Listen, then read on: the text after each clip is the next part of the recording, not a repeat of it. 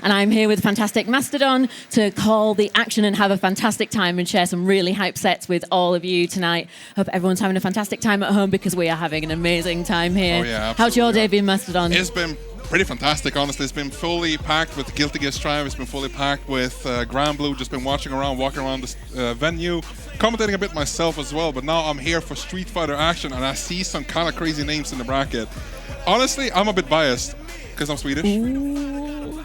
And I see Smoib, winner's top 16. That's my boy. That's my boy. And I'm just gonna be a tiny bit biased. Yeah, if that's fine. Obviously. I think we can live with that, right? We've all got the people that we're going to be like shouting out for. For me, obviously, I've got to support GurkSlukarN, amazing TO who helps so many communities from the Uppsala scene to on the online side of things on Ragnarok Rumble. It's been absolutely amazing to see people do so well. And at the moment, it looks like we're about to be getting ready with our first match. I believe we've got FrilledShark up there on the left-hand side of the screen. And so we're getting ready and we'll be jumping into that one soon. And of course, Headstomper isn't made on a vacuum. We're powered by the fantastic Malmö Game Week, which is happening later this year. And of course, been powered as well by AOC, who've been providing the fantastic monitors that all of the players have been using all weekend. So thank you so much to them. And of course to Sharkgaming for providing the gaming PCs that have been used so much in the side tournaments. It's been really, really amazing to have all that support to power Headstomper this year. So, other than our empowerers, other than sponsors, I want to thank obviously the TO team, the production in the background, the players who are playing it right now, and of course the wonderful audience here. Yes, we have a fantastic audience here. Can we get some Let's go! First match, Honda versus Lily. I have like these both characters. A bit unusual, right? Yeah, but that's really what the Nordic scene is known for in Street Fighter, is not really necessarily going for those meta picks. Honda is so strong in the Nordic scene. If you do not know how to fight Honda, you will get blown up. And Rotbah's about to show us that right now. I love how both of these characters navigate neutral. It's so kind of straightforward, but it's so effective, as we see here. Immediately damage on the board and already in the corner here. Yeah, it's looking really good for FrilledShark there, but a nice reversal there with the OD headbutt from Rotbah. But FrilledShark, of course, with that modern Lily. Going to be a weird matchup because you don't see that many Lilies when you're traveling online. So it's going to be interesting to see if Rotbah knows the matchup. But so far, looking good. Oh, nice counter hit combo there into the headbutt, going for the stomp. No extra throw yet, but here it is. We knew we'd see it before too long. Oh, stay down on the ground with the counter hit. Finishes with the command grab. Just the style of it on them. It's good stuff. One round already up for Rotbah. Yeah, the power of sumo is alive and well here in Malmö tonight, which is nothing less than what we'd expect. What a DI there from Rotbah. Great start. We're going straight to that left-hand corner. Nice butt slam. Ooh, side swap. Great counter put there from FrilledShark. No way. Ooh, makes a super.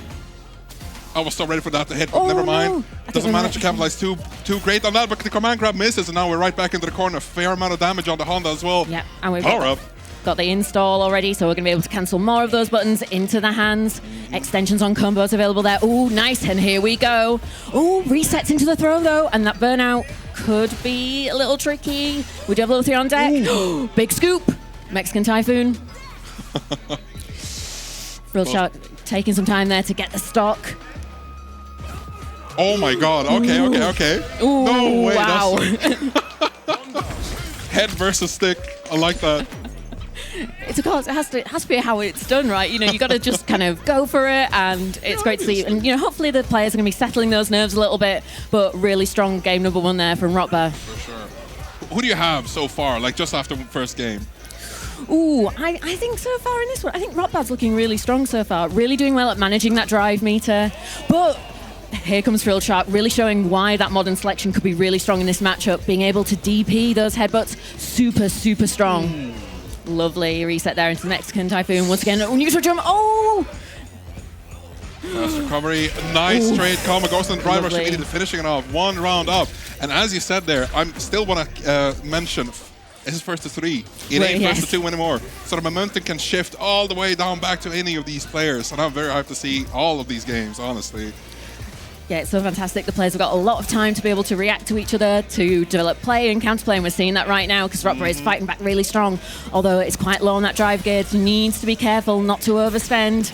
Oh, there we go! But it's enough. It's not an overspend if it kills. Perfect timing there from Rotbah. I like that little stagger pressure coming in for Honda. I mean, I was an old Honda main, I'm not even going to lie. So I'm very happy to see these, but not like this. Drive impact right back at it into the corner. Just go for the reset. Cheeky, but manages to miss, unfortunately. Yeah. And lovely DP there from FrilledShark, trying to bait something out from Rotbah. Yeah, manages to get that stand fierce, and we're confirming into the level 3, and that is going to be a game apiece. We have a set, ladies and gentlemen, with a perfect.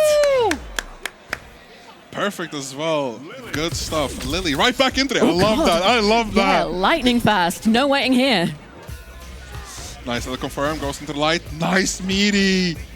There we go. 50-50. Guess what's wrong this time. Was that a free kill? Yeah, we've got the driver muscle there as well. We've got a little bit of spaghetti here. Oh!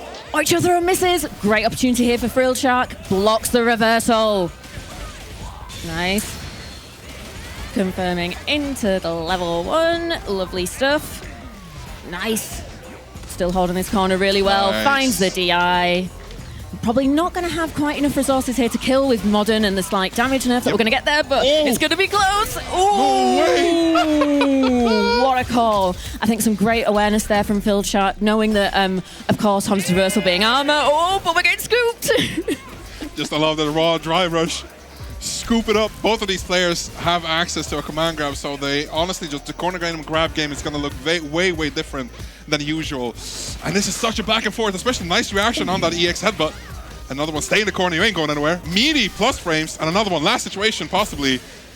And there we go. That's probably going to be it for Honda. Nice combo. Spence not yet. Oh, and in burnout. Uh-oh. Could this be a magic kind of 5 pixels for FrilledShark to be able to hold on to? Oh, what a backdash! Ooh. What a match to kick us off. These players are starting off with violence. You see Deja Vu already back towards the corner. FrilledShark.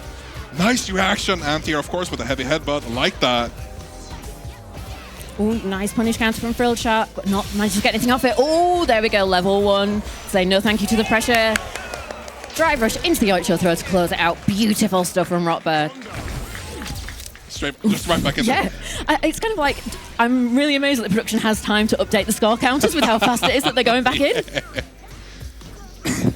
Nice answer there to the Condor Spire, using that headbutt so well, Rotbah at the moment, but it's not all of FrilledShark. There's still plenty of time to come back, lots of drive meter there to be able to use. Ooh. Oh, this time doesn't manage to find the parry, unfortunately, but this is just going to be, no, not yet. Burnout though. Here we go, Deja Vu, right back into the situation we just saw. It really is. Oh, this is so tense now. You can see both players are kind of like looking to react to each other. Oh, and it's Rotbah who's able to do it. And that is set point for our Honda player. I love how Rotbah has managed to find the momentum, even though FrilledShark has managed to find the 1 point back. But Rotbah, right now, it's all in their hands. Literally. Yes, the power of the hands is everything for Honda, but those hands have overreached. And we've got that spend of the super once again for FrilledShark with Lily. Ooh, nice. And we're going to get the pickup here. Windstock once again. Okay. Still in burnout. Very dangerous still, Honda, with those raw headbutts. But now in the corner. This might just be it. Ooh. Plus frames. Unfortunately, no. Ooh, can we convert? No, we don't. Goes low. And is that the spend? No, we don't spend. Ooh. Okay, right, we've got a full drive gauge here for Rotbah. A good situation, small. Oh my goodness. Just low forward drive rush. That's the name of the game. It is the name of the game. Drive kicks everywhere. We drive, we kick. It's crouch, medium kick, drive rush. That is everything that we do. So important to be able to use that well. And what a match to start us off there, Mastodon. That was just so much fun. It so was incredible. Definitely. Especially with these two characters that aren't really represented as well. But like Honda on that level, just peak. I love that. It's so good, and there's so many players in this region that are really exploring that full range of the toolkit, and all with their own different styles as well. Like, you'll see a lot of stuff from players like Etin Plays, who'll be there doing a lot of the stomp cancels into the oichos for really making good use of the classic Honda tech. And I think we've seen recently as well that Reekum and Sparnet, who sadly couldn't be here this weekend due to illness, so get well soon, Reek. Hope you manage to feel better soon. But he's been playing a lot of Honda recently as well, so it's definitely really cool to see the character almost have like a bit of a spiritual home, which feels a bit weird with Honda being, sumo wrestling, all that kind of Japanese heritage. Just really be like, nope, the Nordics are the land of Honda. But Honda does preach that sumo is worldwide. Yes, of course. Absolutely. Sumo is worldwide, and if I'm not completely mistaken, this is not the only Honda it's left in top 16, right? No, I believe we have a couple more to come, but we'll see if they are able to show up on stream or not, because we've got so many matches, so many great players, and there could be so many upsets on the way to that top 8. For sure. And I do want to say that being a player who watches a lot of different fighting games, the Nordics feels, it's like we're pretty known for just picking the low-tier heroes. Yes. Don't you think that? Just a little bit. So how's your experience been with the Nordics and character picks and just play styles in general?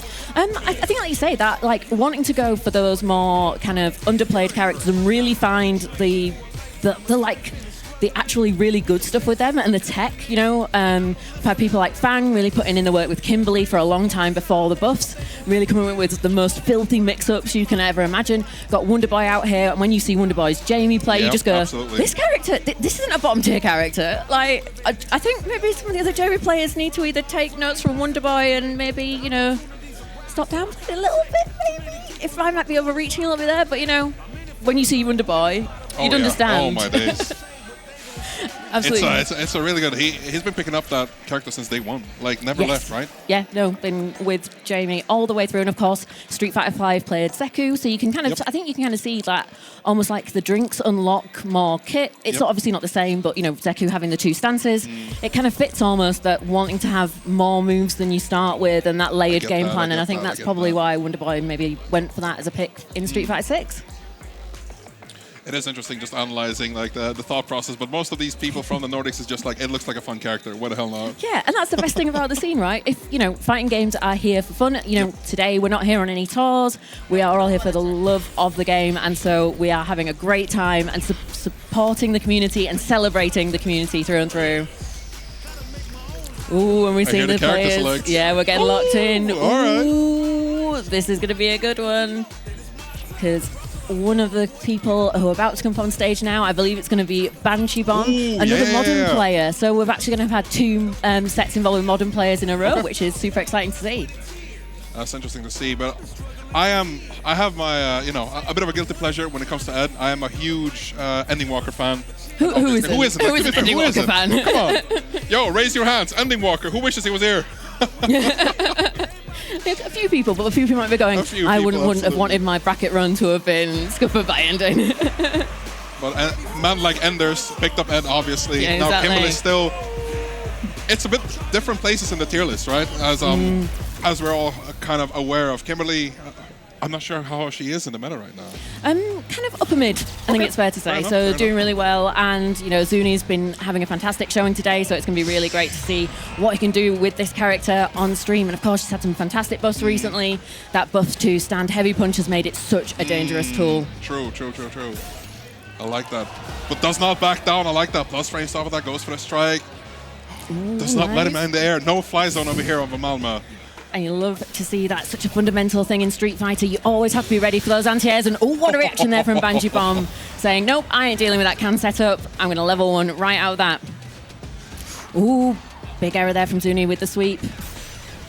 But finds another punish counter. Capitalizing, using all of their meter immediately.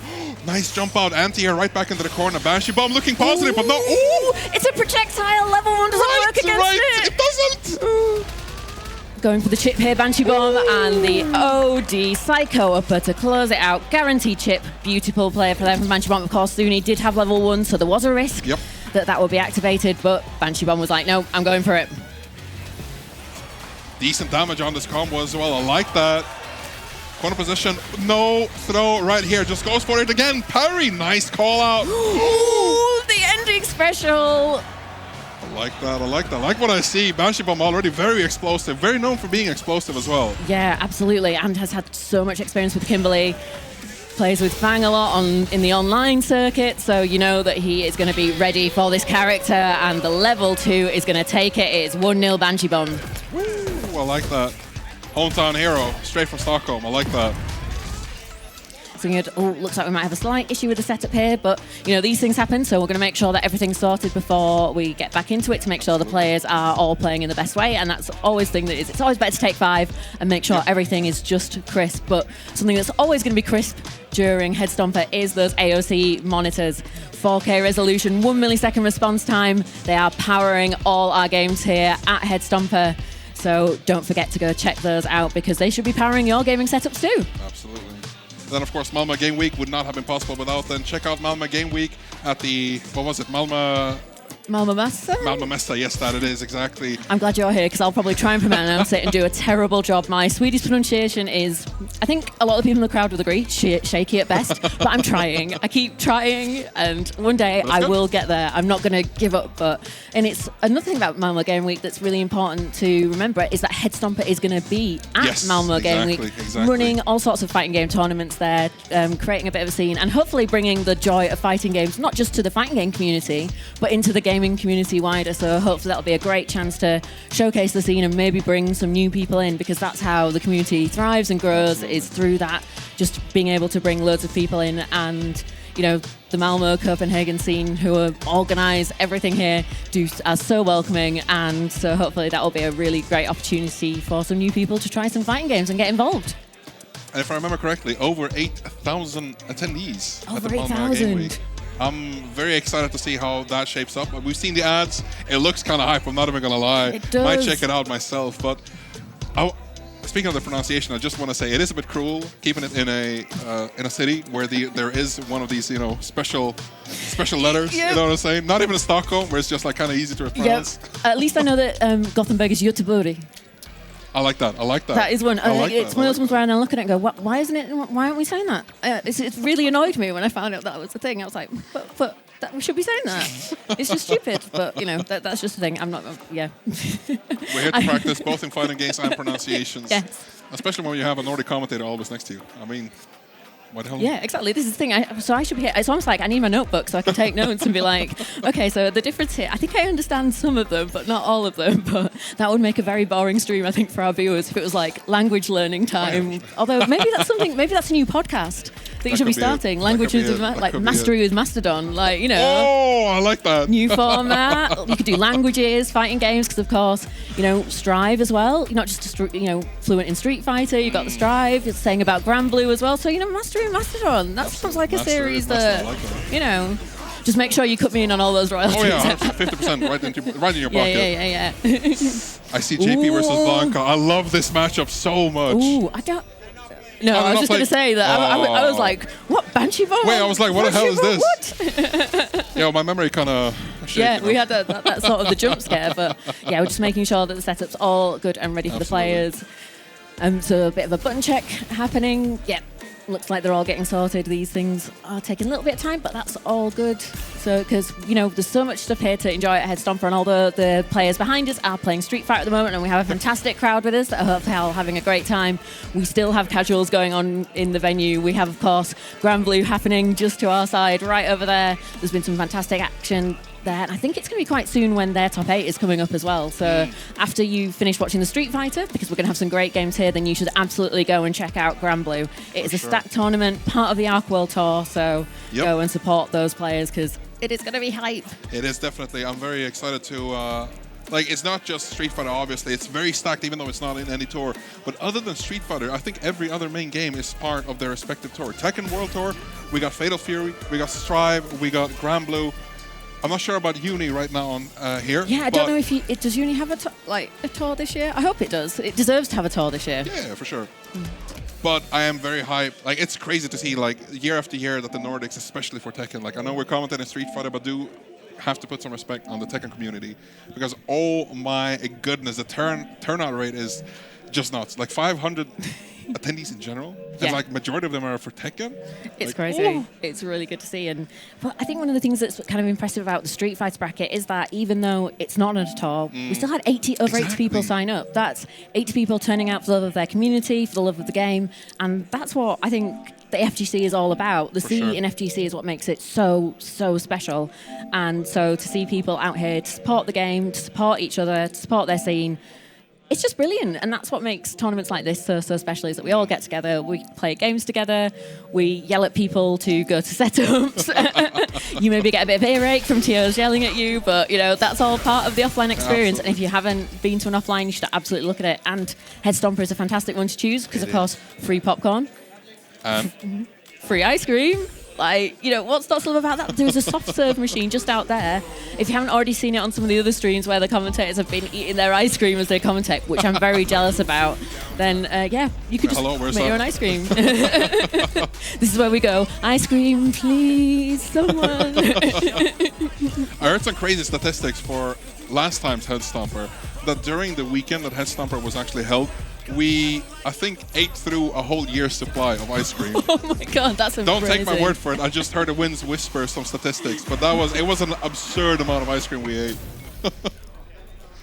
Now jumping back into it, BansheeBomb, of course, on that edge. And then we got the Kimberly, of course, Zouni. Already 1-0 on the scoreboard. We had a little bit of a break. I think there was some audio issues, but BansheeBomb is definitely looking to be as explosive as ever. Yeah, wanted to be super aggressive here, but Zouni's going in first there with the overhead, resets into the throw. And once again, we've got throw loops coming our way, but jumping out there for BansheeBomb. Snatcher finds the hit.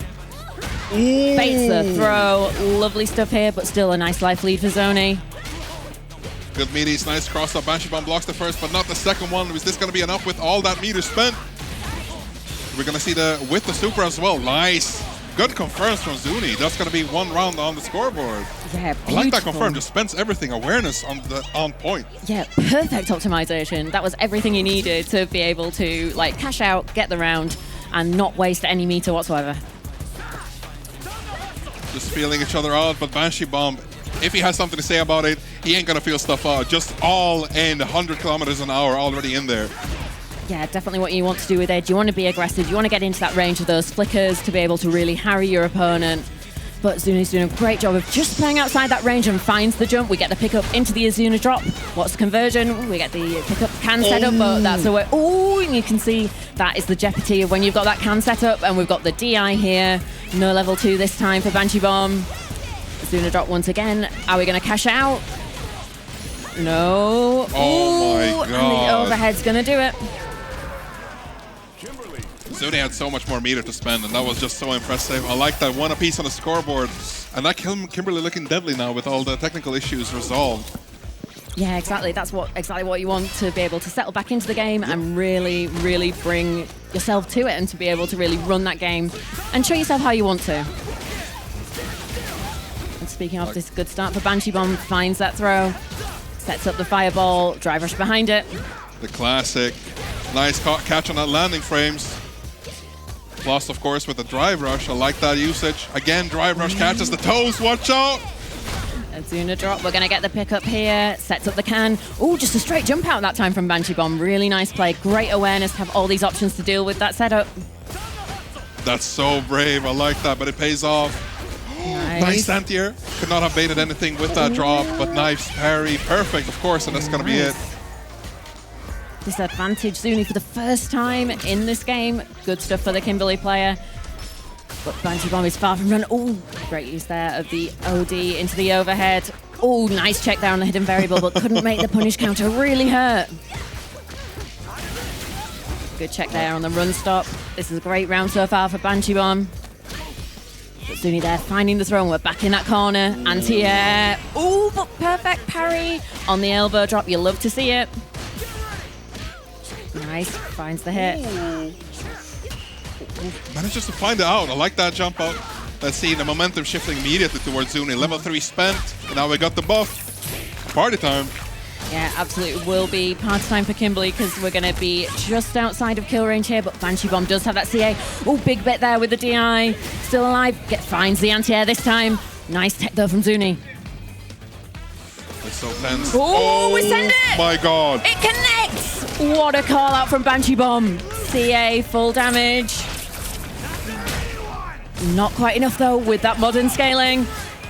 Can BansheeBomb find a way through? Oh, no punish on the sweep slide! No! No way! A DP gets blocked. Oh, no. Ed's DP, one of the slower ones in the game. That is definitely a situation where you kind of go, just punish sweep with sweep. Sweep with sweep. Yep. Oh, we got Kimberly's team on deck. I love this one. Always have to hear it. Ooh, nice jump. That slide again for Zouni is doing some work. We find the anti-air this time from BansheeBomb. Coming in with that light confirm. Nice shimmy. Great conversion there. And we've got the forward throw into the corner. It is party time. Oh, nice bait. Finally finds the sweep. Jumps out of the pressure though. Trade in Kimberly's favor. Now we're all Kimberly here. Oh, just too far, but no, we've punished there from BansheeBomb. That could be critical. What a reaction! And that is exactly what we want to see out of a modern player, that in those clutch situations, you see those reaction supers really putting in the work. Ooh, what a slide! Ooh, the delay on the elbow into the DI. Oh my goodness. Beautiful stuff from Zouni. Great awareness, noticing that BansheeBomb had no meter available to be able to react, so that was pretty much a checkmate situation. Great play. Absolutely. And again, Kimberly in the offense. That super meter getting dangerously close to level 3, so any hit could be leading into a crazy good buff.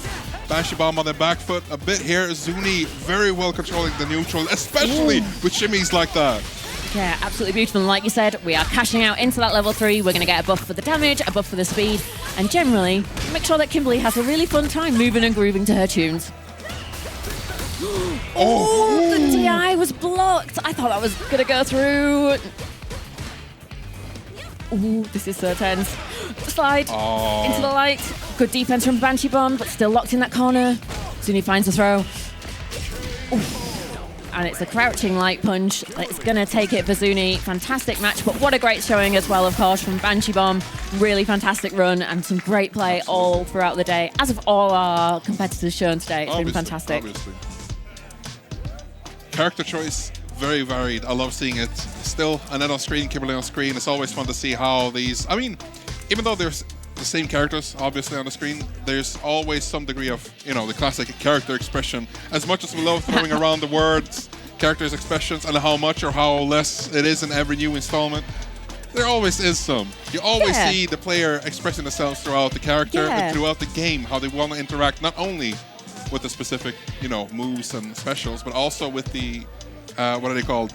The like the flow of neutral as well. Yeah, not just the flow of neutral, but like the mechanics in general, like drive rush, triumph, impact, how they use parries, or will they block raw, but like some people have just mastered the parry, and that's always beautiful to see. Yes, it's so hype when you just get the perfect parry, the screen freeze, and it just goes, it's just, as a spectator, it's always super fun to see. Fires the right neurons, you know? But I think you had a really good point about the character expression, like that drive rush into the arc step, the big leaping kick that Zouni was doing. That's something that not all Kimberlys are doing, and I think it was a really interesting tech, because it meant that mix that was going on off that move, because you can do different buttons to get different follow-ups. It definitely made it a little bit more potent. You could definitely see BansheeBomb probably respecting it a little bit more than just those raw arc steps. So I think that was something really interesting that Zouni was probably bringing to the table that might be a bit different from other Kimberly experiences that BansheeBomb might have had.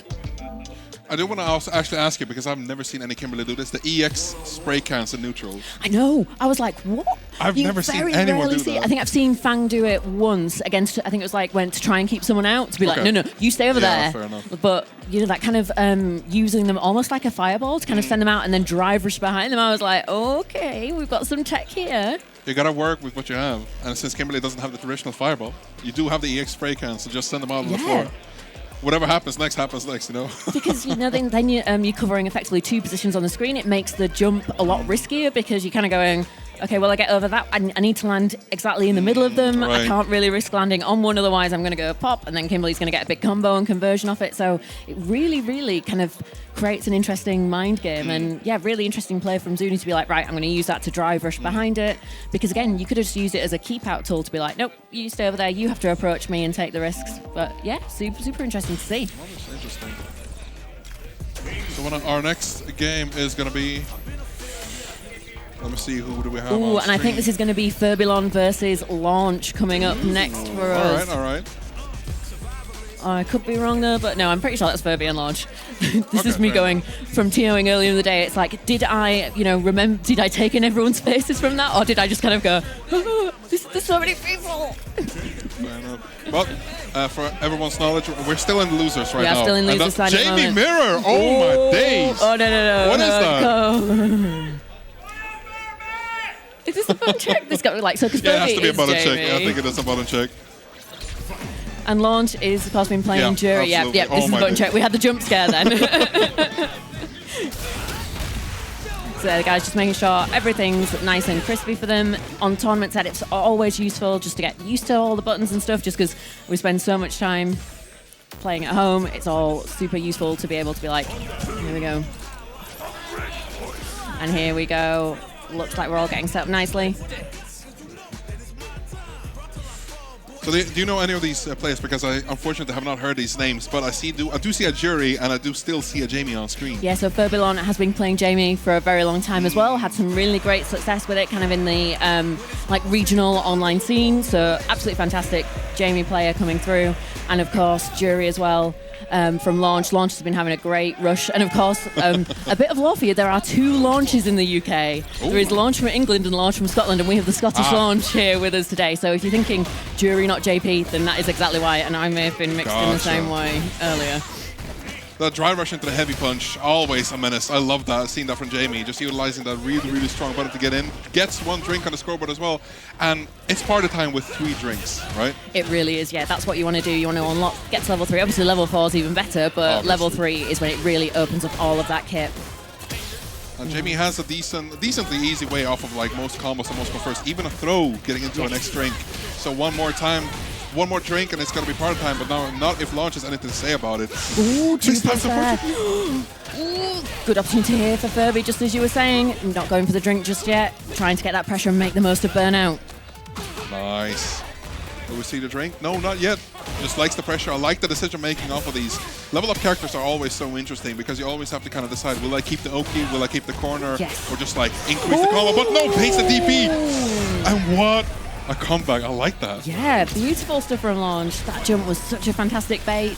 Just heading into that cross-up zone where Jamie's DP really can't cover that option very well. Yep. Just trying to catch each other right here in the neutral. Gets the drink off in the corner. Good Oki position as well. Nice tech. I like that delay. No anti-air, unfortunately. I like these back and forths as well. Yeah, so good. And then again, like you're saying, we've got that drink. Ooh, and a cheeky drink in neutral. Gets a tiny, tiny bit punished for it, but I think Furby would be more than happy to accept that light combo in exchange for the drink. Nice parry there to deal with that overhead coming in. Oh, I think we might have a missed input there from Furby. Definitely wouldn't want the breakdance in neutral. Maybe style on there real quick. Ooh, nice anti-air there this time. Finds the medium kick conversion into the drink. It's level 4. Time to party. Oh, I like that awareness still. Goes for the overhead burnout. Dangerous situation. Oh, keep him in the corner. Great job from Launch there to really fight out of that corner, almost using the pushback from those normals to really push Furby out and finds the level 3. Beautiful conversion. CA damage, so this is going to do stacks. But it's not quite enough. Okay. Oh my goodness. Bets it all. Loses, unfortunately. Second time DP has lost him around. Next time for sure, though. Next time for sure, but that's the thing, isn't it? Part of that mind game, you know, in a 1-to-3 situation, Absolutely. maybe at first you let those reversals loose. And then you kind of bait your opponent into being like, I'm respecting these wake-ups. And that's when you can come in with those wake-up buttons, that wake-up repositioning. So this could be part of that conditioning strategy here from Furby. Definitely could be. Wish to throw.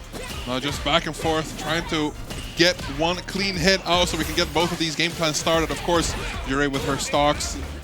Jamie with his drinks. And the corner position looking mad good for Jamie right now, even though he's in burnout. Never mind. Ooh, yep. That palm was maybe a bit optimistic, even for the most hardcore of Jamie's. Nice. Ooh, that was such an ambiguous cross-up there for Launch. And we're going to spend so much drive here. Oh, no!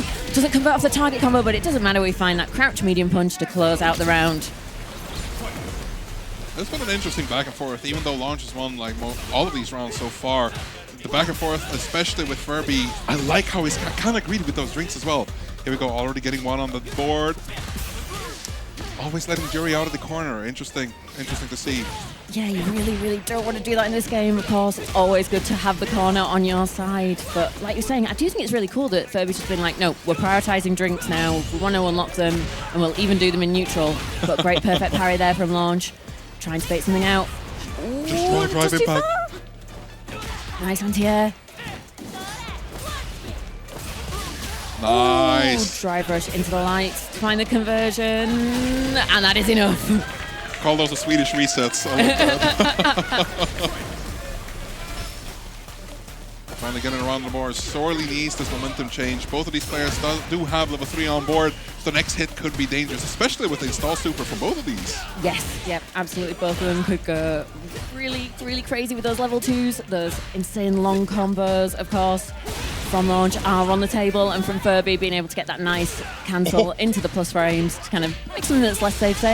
But we might not see it because we're getting that level 3 now from Launch. This is looking good. We're in the yellow when we started, so this is going to be a pixel left for Furby. Oh, yeah. Nice choice there from Launch. Little tech throw, I like that love tap into the throw.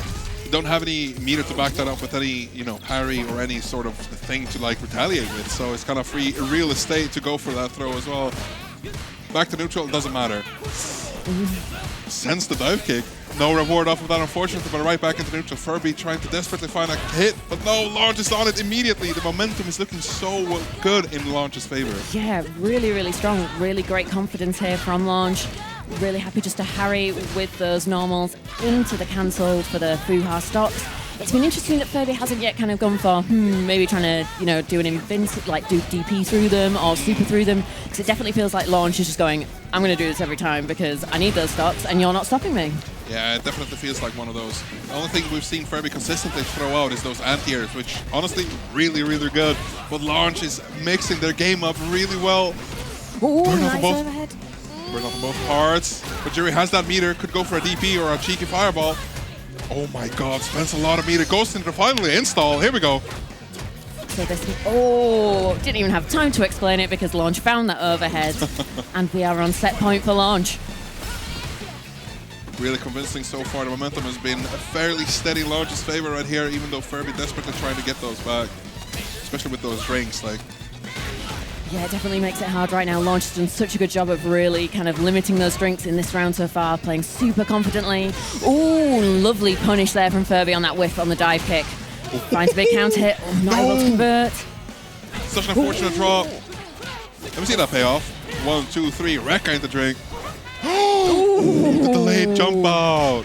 Finally finding the timing that Furby likes to anti-air.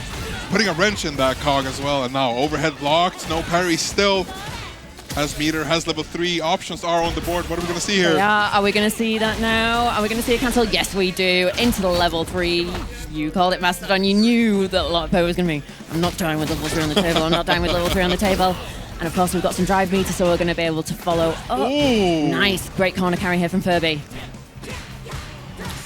Ooh, that's like walk back there to block, to keep Launch in the corner. Great move. Oh, just too late on the anti-air. Launch does have the resources here to kill, and with that, it is enough. No super needed. Great win there for Launch.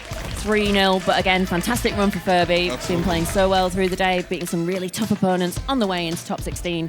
And it's always so sad at this stage in a competition to say goodbye to so many amazing players. Yeah, it's kind of like, can't everyone be in the top 8? Wouldn't that be so nice? Can we all win? But of course, with the free ice cream, maybe we're all winners. That's true. Because we can all get out there and have that. But of course, as well, Headstomper powered by Malmö Game Week. So if you are in Sweden and you're looking at this event going, I wish I'd come down to Headstomper. Well, don't worry about it. Maybe think about coming down to Malmö Game Week. Get involved in some of the fighting game tournaments that are going to be run by the Headstomper team and have a good time and enjoy the best of gaming that Sweden has to offer. We were seeing in that trailer so many awesome cosplays, so there's going to be so much to see and do just beyond competing in tournaments. Absolutely. With over 8,000 members as well. Not members, but attendees at the Malmö Game Week. 8,000 attendees. Malmö Messen, come on, together with me. Malmö Messen. There we go. Malmö Messen. It almost feels like we're doing a bit of a chant here. Malmö Messen. Like start of a meditation almost. Like but maybe that's what we need to kind of just calm everyone down, like when they're just sat there with their controllers before the fight starts, just going, Malmö Messen, Malmö Messen. I don't need calm right now. I need hype. We need hype, we need to find a way to get hype. But I think as well, as we go on, we're still early in losers at the moment. Yep. Very soon we will be getting into those top 8 qualification matches, and I bet that's when the hype is going to really start building and building, when it's that, am I going to get through in one go, or am I going to have to fight my way through losers to make it into the bracket? That is when it's going to become really, really scary for some of these players. Oh, yeah, it's going to be super exciting to see what everyone does. We still do have some killers in winner's side. We still have Ixion, we still have Smoib, Didimokof from Brazil. Yes. I'm hyped for that because I've been hearing that name over and over and over again. Not just this game, but we also have MysticSmash, obviously. Yes. Massive representation here for the UK. Got launched, but also have MysticSmash, of course, showing out here. And it's great to see as well players that have travelled for other tournaments, taking the time to be like, I love Street Fighter, so I'm going to join in the Street Fighter as well, because it really just raises that level of competition and means we're going to have a really fantastic tournament. But it's not just that international talent as well. As I said, we've got Smoib, we've got, of course, GurkSlukarN here representing the Uppsala FGC. So there is still some, Swedish talent here wanting to make their mark and get through to top 8 without any hiccups. Please and thank you. They'll be sitting there going, just let me through, please. I want to get through. I want to get through. I've seen some Uppsala. Who's here from Uppsala? No one here? There we go. I mean, you're playing though.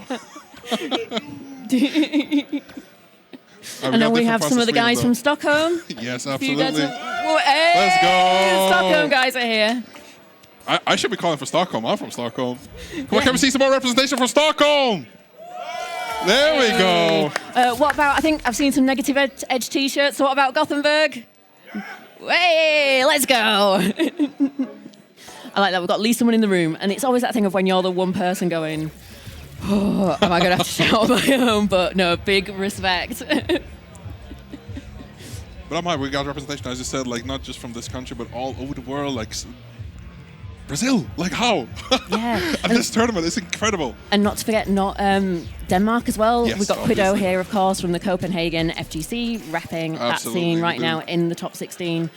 Looking to do some damage with that Blanka, because that Blanka has also been a bit of a talk of the bracket, I think, and it was quite a tight match where GurkSlukarN managed to just pick Kwiddo to the post, so that could be a really critical win for Gurk to stay in that winner's bracket. But of course, that does mean I think there'll be a lot of players in loser's side going, oh no, I have to play Kwiddo, I don't want to do this, oh no. Oh my god, that's true actually, oh my days. But next on stream is going to be Kwiddo versus MasterMT. Ooh, so we were setting that up quite nice. That was good timing then for us to be like, oh, Kwiddo. What the hell? And I believe MasterMT, I think he's on Ken at the moment. Ooh. I've got a feeling it's either Ken or Akuma. Okay. But I think it's Ken, who of course, has some good tools, but definitely they do have some counterplay. You may have one of the fastest crouch medium kicks in the game, but you can block it. So, Ken players have it rough. I'm not gonna lie, they're having it rough. They have it rough. They've got to work 2 jobs. They've got to learn all the Ken stuff, and of course they've got to put in their shifts at the Ken Ministry of Propaganda. It's by law. God, if you're a Ken main, you've got to be there. Whether it's content, tweets, just turning up to your locals and downplaying your main. It's like 2 full-time jobs. It's rough. It's so really hard. Are you a representative of the agenda of the ministry? Might you be? No. Oh no, I don't play Ken. No, I'm not a representation of the ministry. I think Jinrai is way too overpowered and should be turned down, please and thank you, Capcom. I mean, you're here to hear, folks. Not from me. I'm here for neutral, unbiased commentary. Neutral, unbiased commentary. Whereas I'm like, he's not been shot yet. Maybe it's say hi.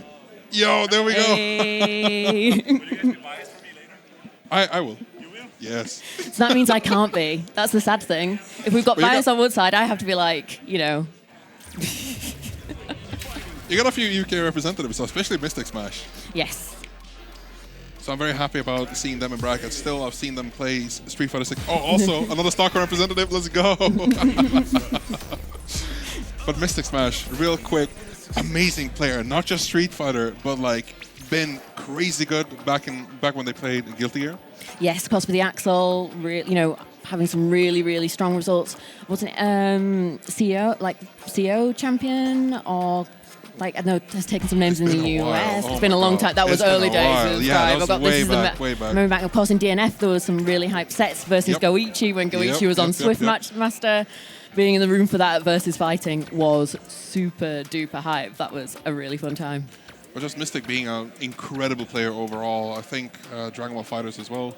Yep. Absolutely. Poison in Street Fighter 5. Yes, Poison in Street Fighter 5. Now all my memories are coming back from like...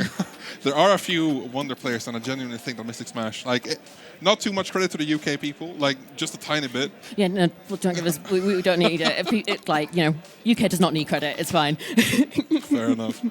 You got some incredible, crazy good players. I mean, obviously in Guilty Gear Strive, obviously in Granblue, we got them all across the venue. But we're here for Street Fighter 6, and we're still waiting a bit for something to get fixed. I'm not quite sure what it is. Tweaking those console settings, making sure that everything is super fresh and sharp. But of course, it's not just PlayStation that are powering the tournaments. We've got PlayStation here on stage, but of course, it's Sharkgaming as well, holding it down, especially for those side tournaments, helping us run lots and lots of games that are all powered by the community. So a big thanks for them to helping out the tournament and helping out the scene and keeping that side game scene thriving. Because it's been so great to see so many tournaments. We've had things like Exerd. Yep. We've had Uni, of course. Yep, absolutely. Those are the two main ones, but I cannot remember Third for the life Strike of me. as well. Third Strike obviously. Yesterday. Jay Warren, big shout outs, obviously. It was super fun watching him in Third Strike. Yeah. Like, oh my goodness. Every round he wanted to close out, it was with the, the classic. The classic. And no one did it, unfortunately. But I think one person got to 3 parries before failing, unfortunately. But J1, big ups. Here for Fatal Fury. Top 8 is going to be broadcasted later on. But also, that is also a hype one, because the winner of that is qualifying directly to the EWC. So incredible show up of like also international players. Yeah, it's definitely attracted quite a lot of attention. But I think it's nice to be here for Street Fighter, for like the chill vibes, just for we're here for the community, all that good stuff as well. And of course as well, we've got so many other tours going on, like Arc World Tour. It's fantastic to be a gold event on that tour. So a lot of players as well turning up to get those points. For sure. What else do we have? I mean, Arc World Tour, Tekken World Tour, obviously. Tekken World Tour, yes. How can we miss that? Unfortunately, still no Capcom Cup for Headstomper, but again, you mentioned it as well, like the C in FGC. You cannot write the FGC without the big C. No, it's all about grassroots, and that's the thing that's kept the FGC alive. We've seen the esports bubble go and kind of, have its moment, but the FGC is still growing strong, and that is because of the community and the communities that we build, both in person and online. I think it's so great that we have like those mergings of, big events like this. Let us kind of bring those online communities all together offline from all over the world. And that's one of the really great things that we've got now in this age of rollback netcode. There's so many people that can meet and play together from all over Europe, Europe reaching into North Africa. And that is something that is so important within, fighting games, to be able to create those communities that aren't just insular, because everyone can work together, improve together. And it's that thing of rising tide lifts all ships. And, better players in your region, better players that means you're going to get better too. Although sometimes it is annoying, isn't it? When you run into the same person in bracket and you're just like, God damn it, I can't beat you. Why can't I beat you? I think we are going to be getting into the match soon. We've got a button check just coming up, so hopefully that means we'll be getting into that action super soon. So we'll be finding out what the characters are going to bring. Are you excited? I'm excited. Hell yeah, I'm always excited for more Street Fighter. Were you excited? I think they are. Is that another Jamie? Oh, This is button check. So I think we could be like, the button check tech of keeping your cards close to your chest on. No, I like which that. Character you're going to play. I don't want to show you yet, but and then there's other people that are just like, it's fine. I'm not going to play anyone else, so you're going to see it. But I think that's always funny when you're kind of like, oh, you play that character, cool, and then they change. It's like, wait, I mean, I wasn't good enough to counterplay you. Like that extra 15 seconds of information. Wouldn't have really done it, but yeah, this is definitely just the button check so far. So, Probably the best feature they've added. Yep. I'm not even gonna lie. It's so funny. Very so good. Yep, as I was saying, definitely the button check. This would be a very strange way to play neutral if you weren't. But all important to make sure everything's all good to go. Yep. Really great to get a feel for that setup before you start, because it's no good to kind of play it and then go, oh, but this thing on the setup I didn't like. It's like, you need to say, and this is the time to do it. But of course, the players do it the right way around here and getting locked in and ready to play. Fingers crossed we'll be going in the near future. Here we go, we are locking in, and it looks like it is going to be Luke versus Blanka. So we're seeing everything right up front. No, nothing hidden this time. Nope, absolutely not. You're scaring him. Oh, Kwiddo obviously from Denmark, MasterMT from Germany, Luke versus Blanka. This is pretty hype. I like, honestly, no matter what anyone says about Blanka, I love this. I love this character. Yeah, he is I love him. Super cool, can bring so much stuff. I mean, particularly like in the Blanka-chan costume, that is the iconic Blanka now. I'm That's gonna true. say it. Of course, MasterMT bringing the hype here from Germany, representing the German scene. All in burnout now, but he's holding that corner down. I mean, Luke in Burnout is still very dangerous, especially with that level 1, can punish across multitudes of places on the screen, especially with buttons like that. Yeah, that suppressor perfectly used there by MasterMT. That slight sway backwards can just make so many things just whiff and put you in a great position to get a really meaty punish. Oh, plus frames cannot be pressing, especially in Burnout. One round already for MasterMT. But it doesn't go anyway. First to 3, we all know it. Yep, there is plenty of time for Kwiddo to get the reads in and make those adjustments to that game plan. But it's looking nice for MasterMT right now with that flow, slowly pushing Kwiddo into that corner. And here we go, got the nice conversion. Knuckle, ooh, we're not going for the knuckle extensions. Kwiddo's found Fast recovery means fast buttons. Ooh. Big pickup, nice juggles there. Oh, but late drive reversal works out for MasterMT, but we're now in burnout. Nice low there from Kwiddo. We're getting the pickup into the up ball. Blocks the low, but it's dangerous territory. Does not manage to find its way out. This could go either way. Level 3 on both sides. Plus frames off of the lunge. Ooh, this very big What a whiff. whiff, Oh, no! the drop. Nice walk back there from MasterMT. Oh, and it's a low that does it for Kwiddo. We scramble. We scramble. We're scrambling, but it's part of playing games, right? Every now and then you're just kind of like, you're going to do this, I'm going to do that. And, you know, having that clutch factor is so useful. For sure it is. Nice. Lovely delay on the up ball there from Kwiddo to get the reversal out of the corner. Good parry to deal with the overhead option, but we're into the throw. Are we looping? Yes, we are. Can we see 3? No. We have the fake out there. There we go.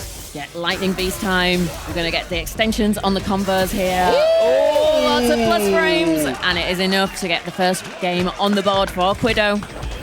That was a fancy cross-up. I didn't know that was possible. I like that little space in the corner as well. Just keeping the plus with the blue ball of electricity. And Blanka is so hyped. I mean, we've seen it so many times, but I never get tired of it.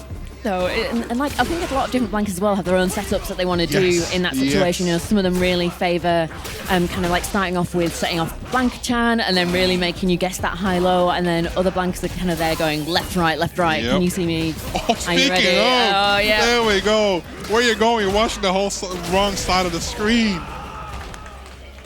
And oh my days, Kwiddo bringing the heat from Denmark. Shout out Copenhagen, FGC. Nice stuff here from MasterMT. Oh, no punish there on the parry. Oh, lovely stuff. Yeah, the shoulder there. I mean, MasterMT was going for the Oki, but Kwiddo was like, nope, you can't do that. You're going to get Blanka balled. Nice, we've got the juggle into the uplift. Kwiddo out of the corner here, now into burnout. Good opportunity here for MasterMT. Gets the air to air. Lovely stuff. DI, and it is far close enough to wall splat. We're getting the conversion. Ooh. Truncates the combo a little bit maybe there. Instant air ball, always a pleasure to see. Nice conversion. Nice. Straight back to the corner. The reset. Ooh, yep. Level 3, beautiful stuff. That is going to be 2-0 to Kwiddo. MasterMT is not out of it yet, but needs to find that adjustment soon to stay in it. I'm actually going to see. Do we have any pocket characters? I don't know. I don't know. Oh, I think we maybe thought about it there, but I think we're sticking with the loop. Oh, yeah. the hop into the command grab, it always feels so painful to get got by it, but it's so fast when you kind of sat there really in the is. moment. Oh my god, the frame kills. Show me another one. One more. Oh, we just go low this time. We're converting into that damage. Oh my god, he controls the space so well. Perfect KO. That was such a showcase of like just keeping you in the corner and you not going out. Stagger pressure, going to the throws, and MasterMT has to show up a bit more to get this back because the momentum is definitely looking in Kwiddo's favor. Yeah, Kwiddo looking super comfortable here. MasterMT, I think playing it quite a safe Luke game plan, really wanting to throw out those fireballs, kind of not do that super hyper aggressive Luke that we've seen some of the other guys that have stuck with Luke really play. All right, let's see. Can Kwiddo make it? Can Kwiddo get the comeback? Oh, no. Yep. DI attempt here. Oh my god, even without EX, that's so dangerous. Both what a confirm! Oh, we send it. Oh my goodness, the CA. What a confirm. What a confirm indeed. Confirm. I think we're going to say confirm. Are we going to say confirm? I think we're going to say confirm. We're keeping it alive. We're keeping it, yeah.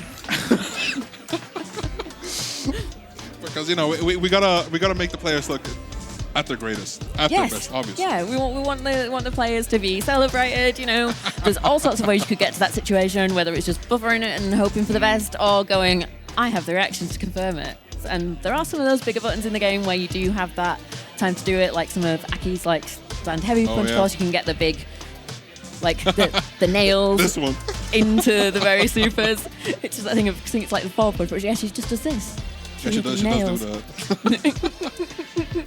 But especially when you got those big counter hits, you know, you got the sound cue, you got a bit of a screen shake, and then you can obviously, you know, it's fairly like it is a skill still.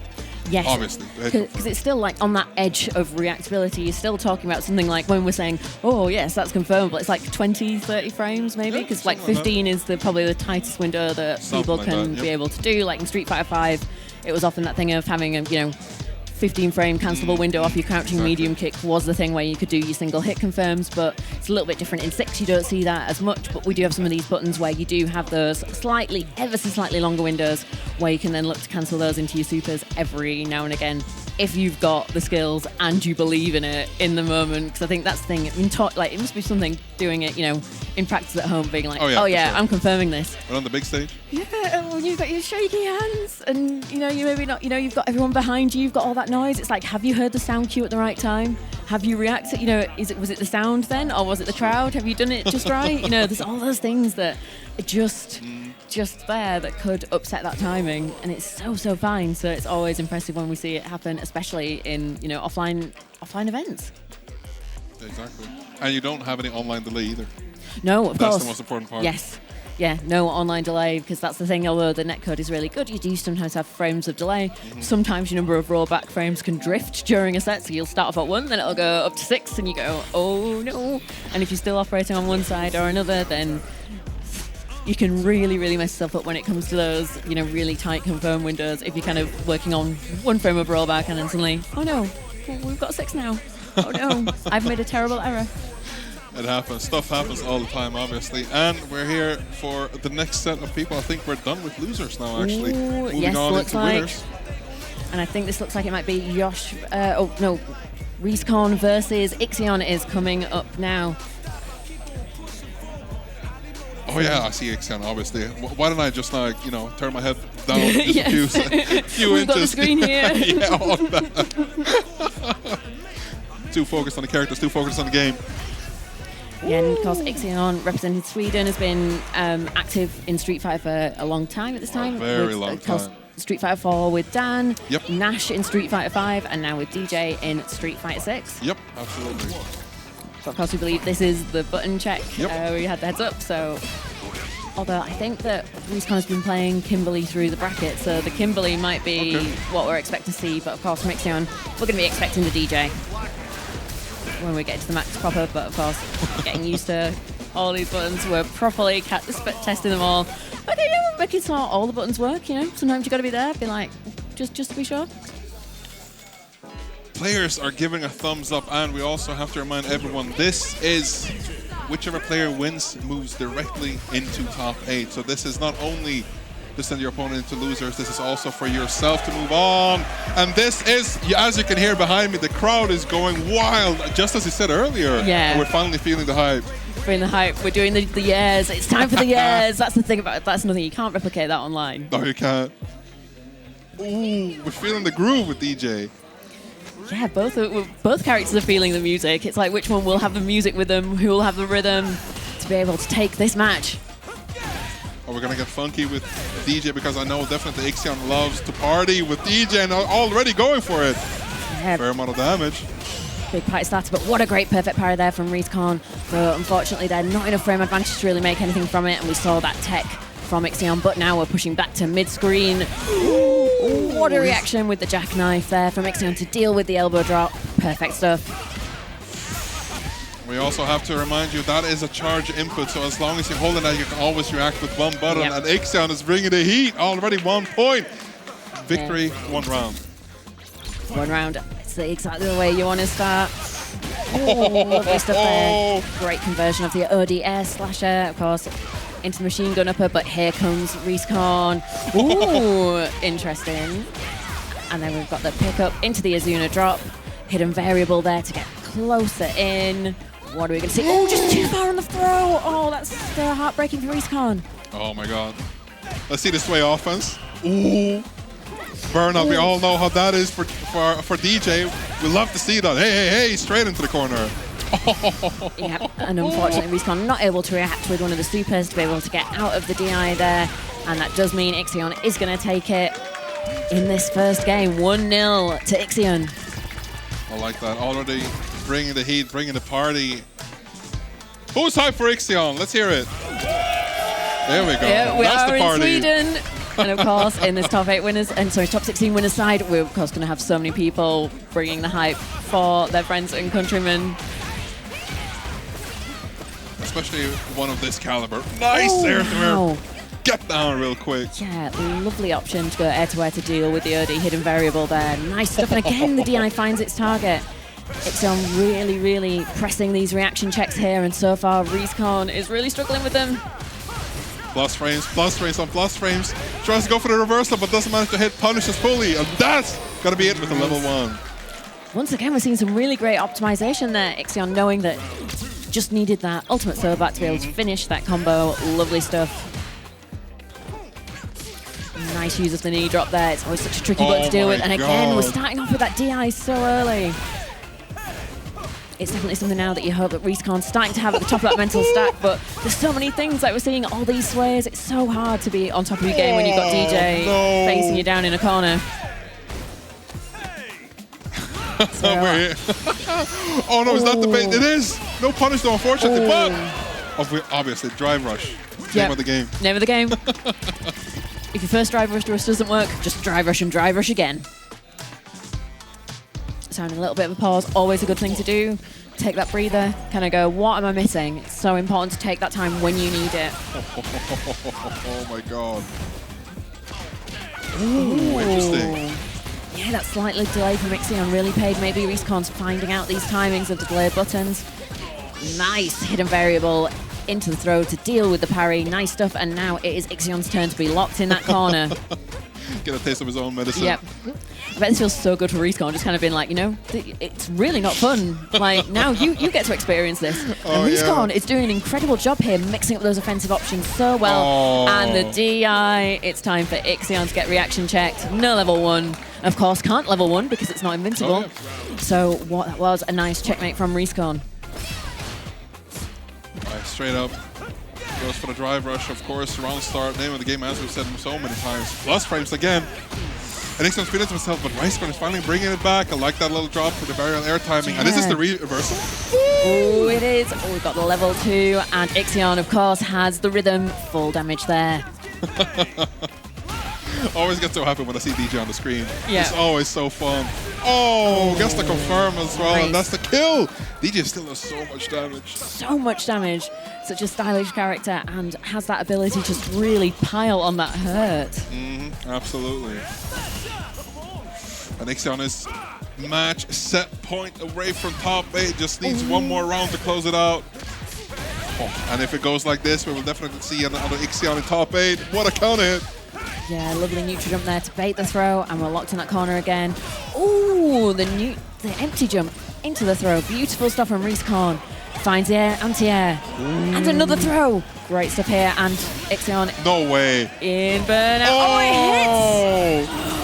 Oh, great timing. Got the rhythm. Back into the corner, side switch with the P version of the finisher.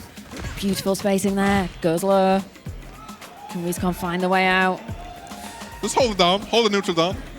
I like this, the walk forward and then just hold down back just to be cautious. Ooh, finds a way in. Nice no anti-air this time. Nice. Oh, but the jab finds the counter hit. Lovely stuff from both players, but it is Ixion who's going to be marching on into that top 8 on winner's side tomorrow around lunchtime-ish. So great job from Ixion there. Oh my god. 3-0 just like that. And we've seen Dee Jay not only practice, but how good of a player Ixion is. You mentioned, obviously, not a new player, not a newcomer to the series. Street Fighter 4, Street Fighter 5, and now Street Fighter 6, always showcasing the power of the Nordics, especially Sweden. Yeah, absolutely. And of course, as well, super consistent streamer on Twitch as well. Absolutely. So they're putting in the work a lot of hours in the week to be able to practice and as well hang out with the community over there on his Twitch channel. Absolutely. Another thing powering us up could be Malmö Game Week. Malmö Game Week, AOC, and of course Sharkgaming, providing us with different parts of our stream to make Headstomper 2025 possible. Without you guys, we could not have made this happen. So thank you. Yeah, absolutely. And I think we've been saying it a lot, but Malmö Game Week as well is going to be an event that is open for anyone who wants to come and join it. And of course, there won't just be FGC stuff there. Of course, we're celebrating wider gaming, whether it's cosplay or other events. But if you're kind of watching this and going, oh, I missed Headstomper and I'd like a piece of that action, then never fear, because the Headstomper team are going to be running some FGC events at Malmö Game Week. So that might be our chance to maybe not have the full Headstomper experience, but get involved, meet the community, and hopefully have yourself a fantastic time. And play tournaments as well. Yes, definitely. FGC tournaments all around, because the Headstomper team is not new or in the newcomers to organizing fighting games and communities that, beloved all over the world. We got representation all over the continents, like Brazil especially. It's crazy. You kind of go, wow, and we've got people from Korea as well playing as well, which is absolutely amazing to see. So, it's like you said, it's great to see so many regions represented here and joining in and able to travel and get the opportunity to visit the country as well. And like Malmö as well. Ooh, here we go. Going to have a bit of button check, but of course we are going to have MysticSmash versus GurkSlukarN.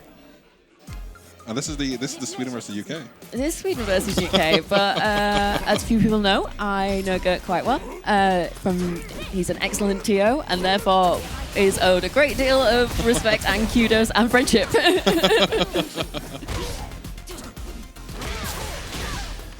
So yeah, these are not the characters I don't think that we're going to be expected to be seeing from these players. We're going to be expected to see, of course, the JP from Gurk coming up soon, and we're going to be getting into that just now as we're going to be doing that character selection phase. And of course, Mystic has played a number of characters throughout the lifespan of Street Fighter 6, but we are now on the A.K.I. The queen of Burnout herself is here, and we're going to be taking on JP. Isn't this like the queen and king of Burnout, though? Yeah, you could say that. Yeah, level 2. You're gonna go. Exactly. Yeah, we hear the yes. I like that hype, but I do want to say that Gurk has not only been playing JP, started out on the other side of the spectrum with the Zangief lane as well, which is really interesting. Now back with the JP, obviously saw the light, saw the absolute amazing gameplay that JP can offer, and obviously, but versus MysticSmash though, we'll see how it plays off. Yeah, definitely going to be interesting, because Mystic will have had a good deal of JP experience. There are a lot of JPs across Europe, but also in the UK as well. You've got Link Nova, and you've got the launch that is not here as well, holding it down for the scene, and of course Rapid as well. Already in the corner, you do not want to be here against Aki. So much damage potential. Ooh. Nice neutral jump there, goes for the overhead. MysticSmash into Burnout, and GurkSlukarN finds that DI. Goes for the throw to get this out of the corner. I like that choice. Portal set up another one, EX this time. Watch out for the overhead. Ooh. Great conversion. Bullying in the corner. No reaction there from Mystic, unfortunately. So we set up another departure to be able to try and get as much damage as possible here. We've got the juggle into the OD and then the Triglav to close it out for Gurk. What a start, and the crowd are super happy about that one. Yeah. It's the home turf for GurkSlukarN. And obviously we don't have too many Uppsala, but Sweden is all behind his back. And I love seeing and hearing the crowd's cheers for GurkSlukarN, of course. Hey, let's go. Ooh, big whiff there for Mystic, unfortunately, on the throw. Gurk manages to find a hit, but then we drive rush in with that stand heavy kick. Like that safe jump. Nice parry. Doesn't manage to get the punish, but the parry right back at it. What an optimal punish. Beautiful stuff attacking that drive gauge. Will we see the setup with the poison? Absolutely we will. Oh, no. Nice stuff. Great use of those driver extensions there from Mystic to be able to close it out, knowing that no meter was needed, just need to do beautiful driver's combo, goes to the overhead. Oh, but there's the drop, and Gurk finds the hit. And then we're setting up here with the level 2.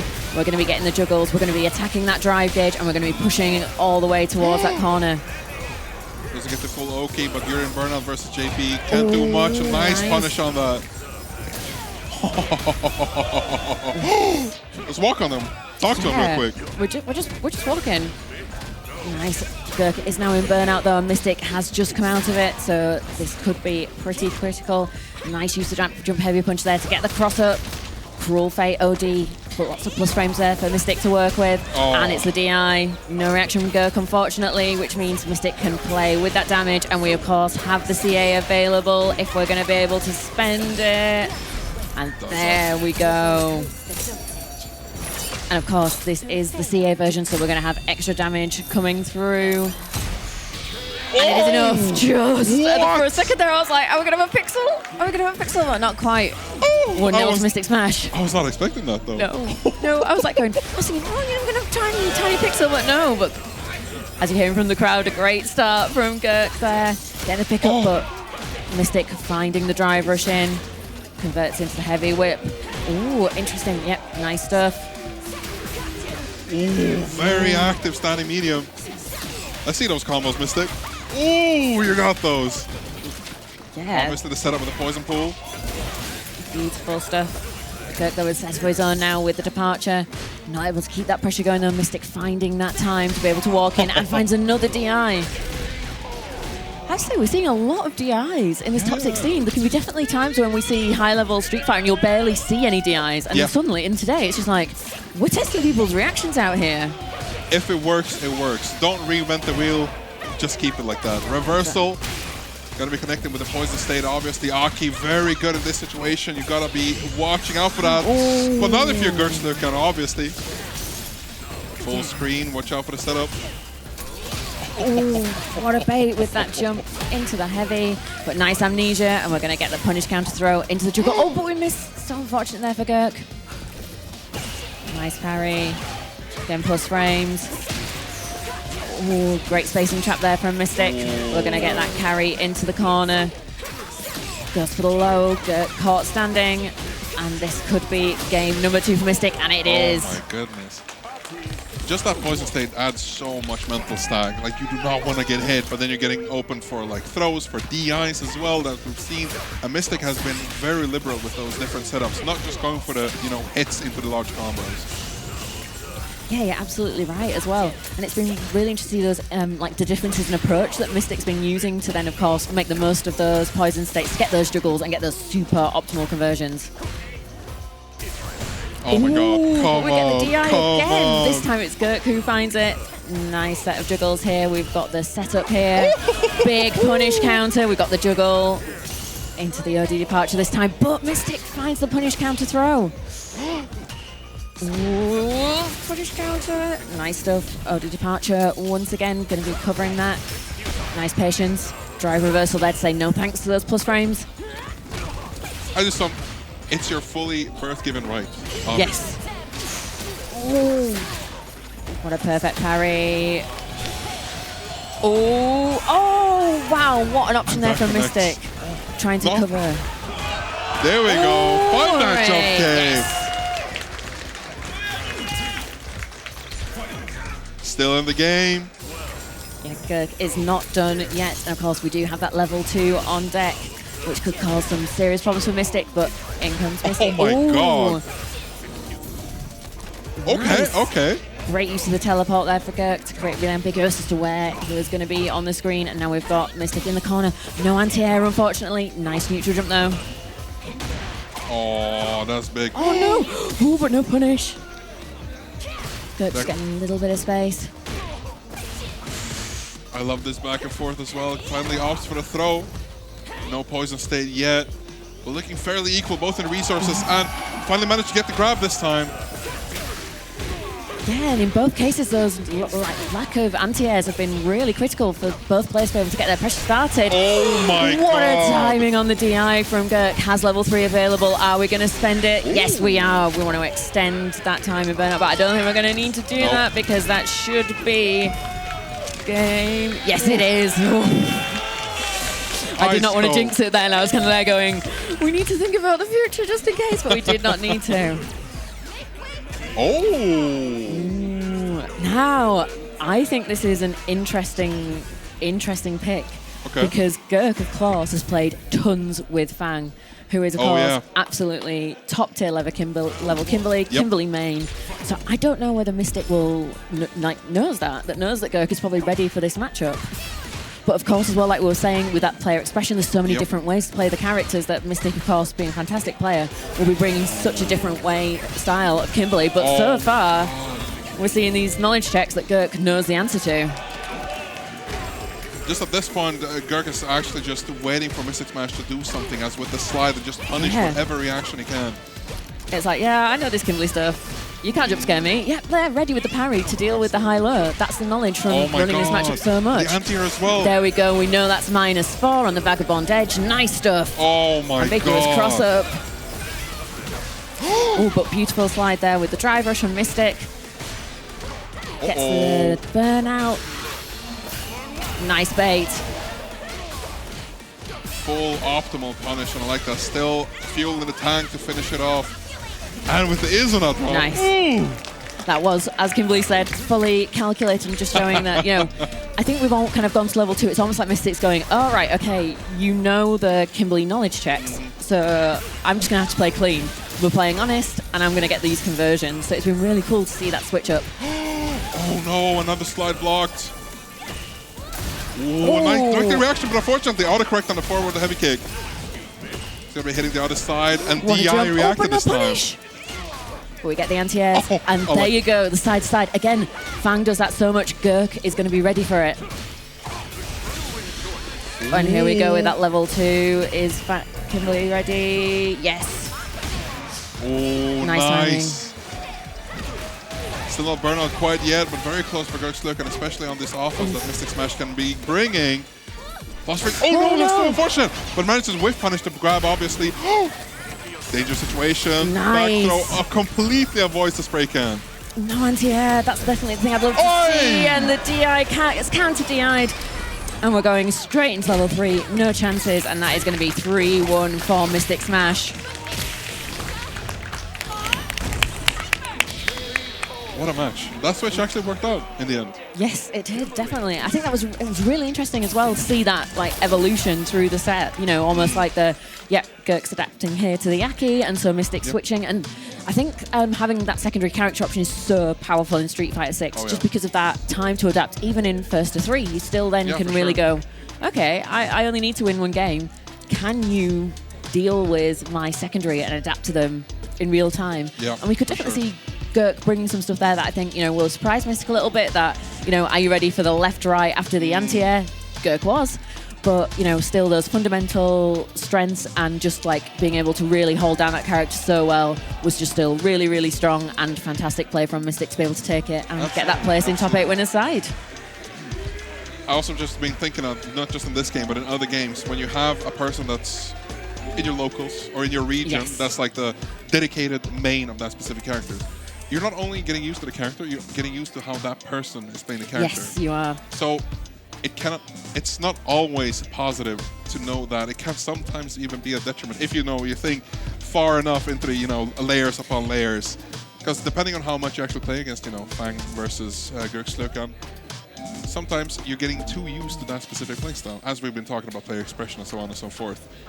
Interesting thing to think about, I think, just in general. No, you're so right. And you definitely see that. Like, you can often see matchups where the players know each other really well, where you get these unconventional choices that are definitely because it's the I know that you know that I know that you know, and kind of going, layers and layers deep into the matchup and into the characters to kind of play very far from that typical style just because you play each other day in, day out. And even if you're not always thinking about it, I think with your training partners, you definitely pick up their subconscious rhythms. Yeah, exactly. And so your reads tend to be crisper on them because you're like, there's some, it might be just they walk a couple of frames in a certain direction when they're going to do a certain move just because of how they, roll across their inputs and stuff. But you might not be kind of fully seeing it and feeling it, but it's just there in your brain and it just goes, boom, and you've got those connections, which if you're playing someone who plays that character and they're doing that, that little tell, but they aren't going to do the thing you used to your training partner doing, then you're suddenly like, oh no, I've made a terrible mistake. And sometimes it just goes full circle where you just do driver round start again. You're back to down. Layer 100 unlocked. It's just like layer 1 again. Yeah, we go back round. It's like it's a full circle. It's like the circle of Street Fighter. Circle of Street Fighter, I like that. That's how the 6 is formed as well. Yeah, that's what it is. Yeah, it's a 6, the circle. Because once you go around, it never stops. But we're not quite at Tekken 8 yet, where you have the infinity. That is the true circle of fighting games. In 10 or 12 years or so. Yeah. Soon TM. And I think this might be the match I've kind of been looking forward to. Yes. It's going to be Didimokof versus Yosh, another German versus the Brazilian. I recognize the frog tag, obviously. But this is their characters. I know that the Akuma is represented. Yes, I think you're right. Ooh, and I think we are starting to match. There was a couple things there I was like, is this a button check, is it not? Because that looked a little too much like a real fight. And of course we are jumping straight in here. Nice start here for Yosh. Pushing. Nice. Ooh, big ODDP there for Yosh. Sets up the fireball, but is in burnout. Oh, like that.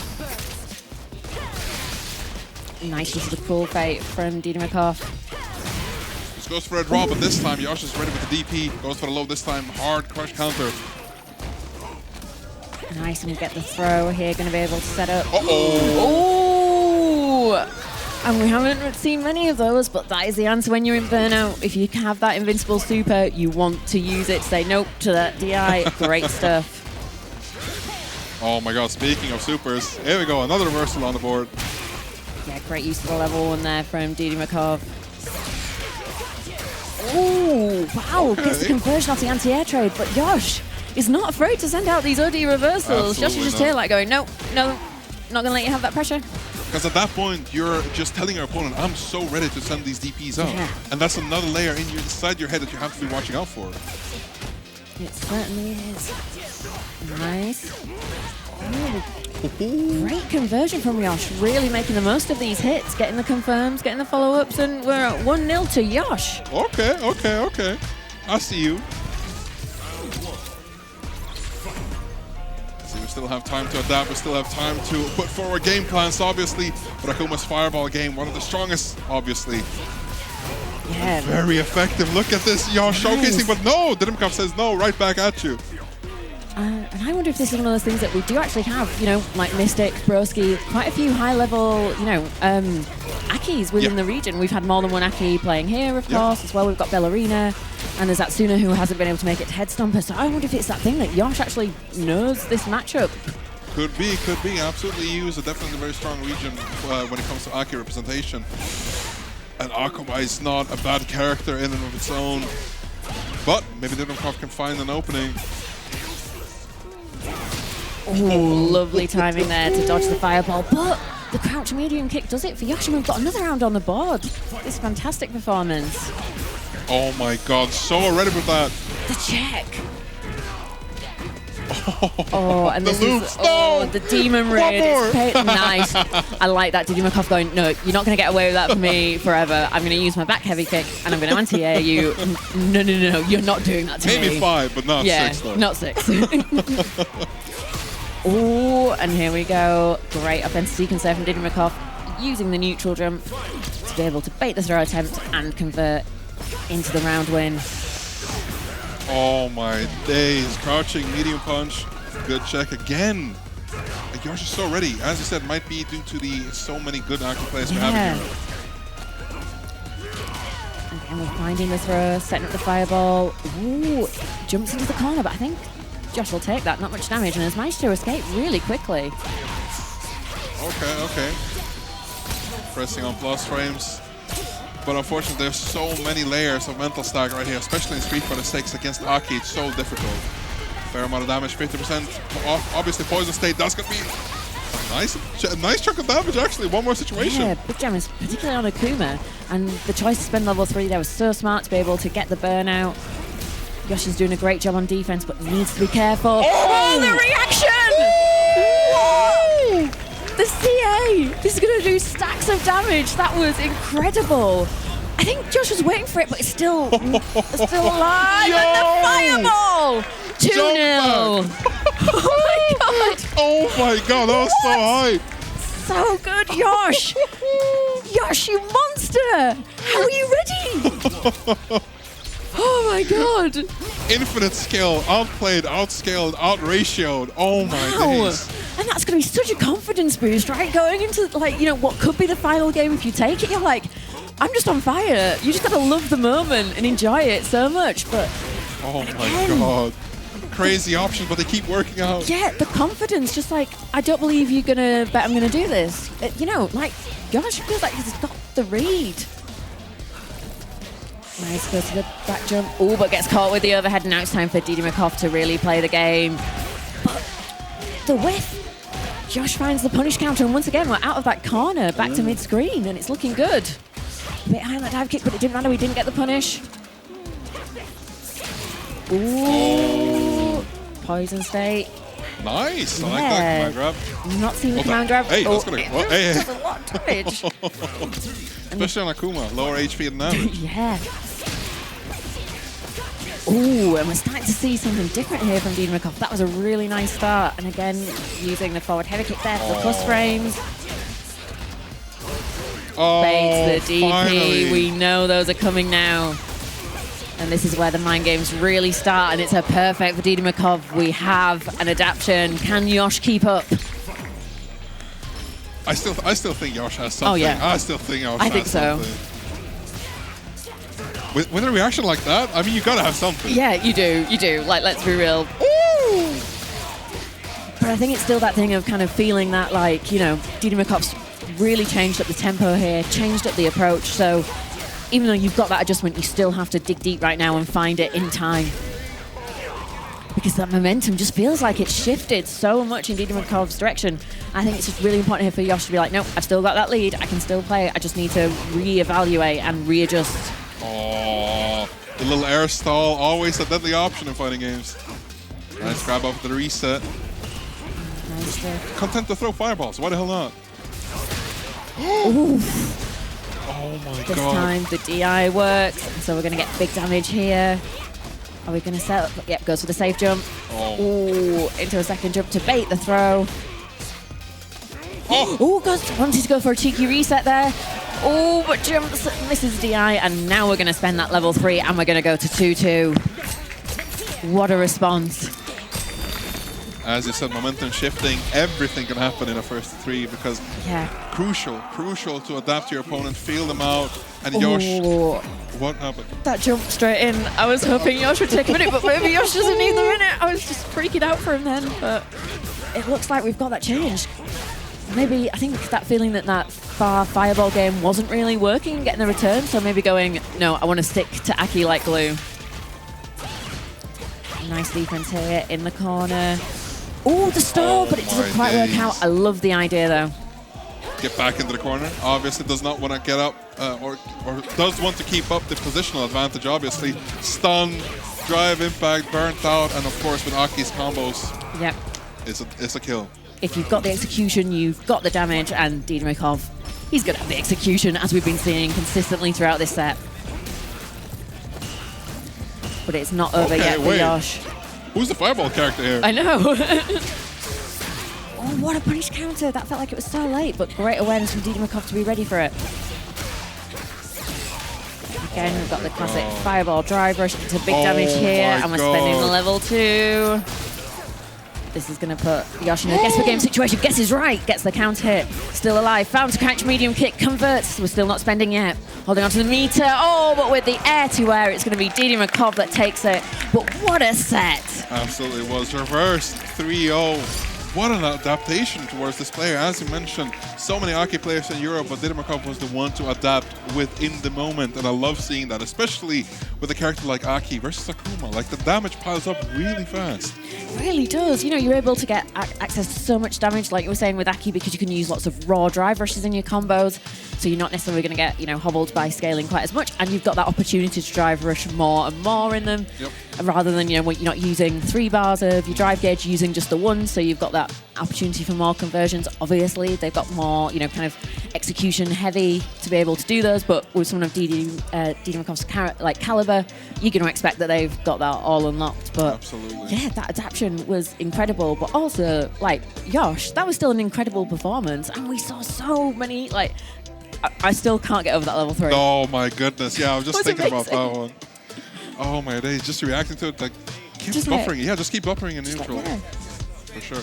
Just straight into it. Oh my god, and I see our homie. Ooh, yep, this is going to be a good one. I think we've got Smoib coming up next. Yeah, we can see it. Woo! Smoib is absolutely loving it on the stage. And not a stranger to the big stage, obviously. Started out with Strive. And if I remember, that Smoib is just an incredible fighting game player. Has been playing on and off. Strive has been left in the background for Street Fighter 6 full time. But he's not a stranger to the big stage. Got second at UFA 2022 with Strive. So I'm very hyped to see how far Smoib can take Street Fighter 6. Definitely. Yeah, definitely. I mean, and like even like in the beginning of the game, I know Smoib was dabbling with Street Fighter 6 quite a bit then. But yeah, like you said, kind of took a break for a little bit. But it's great to see him back in the Street Fighter scene. For sure it is. And if my mind serves me right, which honestly it might not, but I've heard whispers of a Honda. Ooh, another Honda. Because like in early days, Smoib did have a modern Chun, but it wouldn't. But I think you are right that the Honda has become more like, you know, prevalent in Smoib's toolkit. Absolutely. But I don't think they're going to be doing a button check. So what we're seeing here on the screen is a Ken versus a Honda. Yes. So my mind is completely not. It's not giving up on me just quite yet. No, you're absolutely right. You've got the Lord. Wait. Wait. What is that? Is that a golden M? Yes, yeah, it's a gold. Yeah, it's got Smoib on modern. I'm not surprised by that. And of course, modern Honda does have some really cool options because you can go. It gives you access to some kind of quite good reaction check type options. You can does modern removes charge inputs completely? You still have to charge. Oh, you still have to charge. Okay. So it's kind of an interesting one, but it's definitely one where you can use modern Honda pretty well. Okay, interesting. Yeah, we've seen quite recently Dodor from Norway making some good results with modern Honda.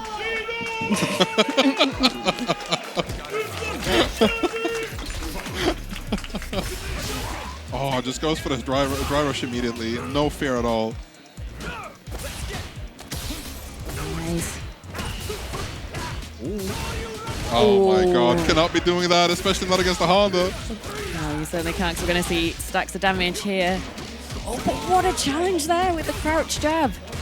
Chinooo is going, no, I'm not respected you. You've got to earn my respect. Oh my god, the damage just off of 2 hits. Yeah, we found another counter hit there. Chinooo is just mashing on wake up, wanting to really make something hit. Nice. Let's go. Headbutt stacking off slowly but surely. Not many hits per combo, but oh my days if Honda doesn't do a lot of damage. Yeah, and of course as well, we're going to be seeing a bit less damage than you normally would because of that modern, but Smoib does have the opportunity as well to still do like the full classic input. So it's going to be interesting to see whether, you know, there's some things where Smoib is like, I'm going to use modern, some areas where maybe he's looking to use the classic input. Oh my god. Ooh, lovely. Nice. Nice, and we're going towards that corner. Here comes that Juri. Good stuff from Chinooo. Really managing that burnout well, but big call out from Smoib, and we're going right into that corner. Put him burnout. Interesting choices. Just goes for the drive reversal instead of anything else but the reaction. Oh, super that's low. what you want. Honda with the modern supers. gives you access to those reaction checks, and Smoib has the reactions to really make the most of that option. 1-0 on the scoreboard, and they're straight back into it. Smoib versus Chinooo, Modern versus Classic. Nice DP on the reaction of the butt slam. You always want to be checking that with whatever tools you have, because it's so dangerous, especially with damage to your bar. I mean, look at that, already chunking Ken for a lot of that meter. Yeah. Crucial in this matchup. 100 does so much drive damage, whether it's with some of the normals or just with those specials. You can just suddenly look at your bar and be like, oh, where did it go? Especially with those headbutts, you really want to parry those. Yes. A nice from Smoib. Escape the corner. Lovely use of the spacing there, but Chinooo finds the sweep. Watch your toes. Yep. We're going to get the pickup into level 1. This is going to kill. I was there going, are we? So I'm not going to commit too early. I believe. I'll say that. Yep. I believe. I like the usage of the jumping heavy punch as well. Just a surprising amount of distance covered by it. It really does. It's like a moving stop sign. And it does, even on like a neutral jump, it does move the Honda player forward ever so slightly. And the best Hondas know how to use that so well to their advantage. Absolutely. Oh my god, still has that hand charge as well off the sunlight. Nice. So once Smoib gets on offense, it's going to look deadly. Oh my god, tries to make the DP. No dice, Chinooo not biting, now in the corner himself, but the reversal saves him. What a check there from Smoib, really lovely stuff. Jump ball gets caught by the fireball, great situation here from Chinooo, finds the sweep. What's the A.K.I? Burns out himself, this might not be the best shot. Oh! What do you do when you burn out and your opponent's burnt out? You send it with the run heavy DP. What else is there to do? Smoib still holding it on neutral. Unfortunate. Does he manage to get the anti-air, but now straight back into the corner. Chinooo. Comfortable spacing here as well from Chinooo. It's really, really good. Oh, and big spend here. I like to see that. We're gonna. Oh, yes, of course, we didn't get the full clean hit. But great read there from Smoib. Using that level 1 to get some breathing room. But Chinooo is really trying to push back into the corner. Oh no! No, just too far. 2+. Oh, beautiful spacing there from Smoib. Setting up really nicely. Again, great use of the stop sign in the sky. Oh my god, Smoib is just so comfortable, nice. but too far. Chinooo putting a point on the scoreboard back. What a piece. And it's looking like a set. Yes, it certainly is. And that was really great readiness and like awareness from Chinooo being like, nope, I'm ready to deal with this. And that's exactly what you need to be. And it's impressive. Like, it's getting quite late now. I'm impressed at the reactions that the players have still got. It's like, wow, sure. Guys, you are holding it down. Past bedtime, but the only bedtime these players are looking for is each other's. Smoib definitely wanted to put Chinooo to bed. One apiece still, and look at this, the perfect parries. I like that. That was moving really slowly. Good. Nice. Oh, anti-air with the butt slam. Beautiful. Into the Ocho throw. We've got some nice damage on the table there. But Chinooo finds a back throw. And Smoib doesn't have a lot of life to gamble with. Does have a lot of bar though. Both drive bar and has the level 1 available. Oh my god, daring. Okay. Plus frames off of that. The drive reversal the same in the nick of time. Are we going to see that run DP once again? We don't need to because we have the fireball. Great stuff, Chinooo. Oh my god, so much drive bar already spent, but still looking like a good situation until Smoib finally finds that hit. Nice jump out there from Chinooo. Ooh, great awareness from Smoib, not just punishing with sweep, but really cashing out to get the big damage and the corner carry there, and of course, emptying that drive gauge. Oh my god, you can't do much against the onslaught of headbutts, butt slams, and hands, of course. There's only so much you can block. Really great stuff there from Smoib, just being like, I am being belligerent with buttons. Oh, by the way, did you remember I've got a command grab? Scoops. Oh my god, daring. Oh, point. what a Another DP, Chinooo. You love to see it. Nice, finds a counter hit, but doesn't get a full conversion. Nice, again, Chinooo. Bringing out so, like, you know, like halfway through the set, that is some good going. Kind of being like, no, I do this at home. I've got the feeling of the setup now. I'm going to try it, and it's working. Well, oh, wow, what a throw from Smoib. No fear at all of staying burnt out against Ken. Mr. High Reversals, level 3's on deck. Oh, yes. Lovely. That's that moment where you kind of go with that sort of a combo at that moment in the game. You kind of hold your breath a little bit, don't you? You sort of go, no drops, no drops, no drops. And of course, Chinooo was never going to drop that. And we are at 2-1 for Chinooo. Looking more and more comfortable. Smoib definitely had that first game, but still Chinooo slowly but surely reacting with those DPs against the butt slams, daring to challenge Smoib at the opportune moments. Speaking of opportune moments, full combo. Yeah. Beautiful timing on that jump in, but again, Chinooo finding the counter hit with the crouching medium kick, and it's right out of that corner.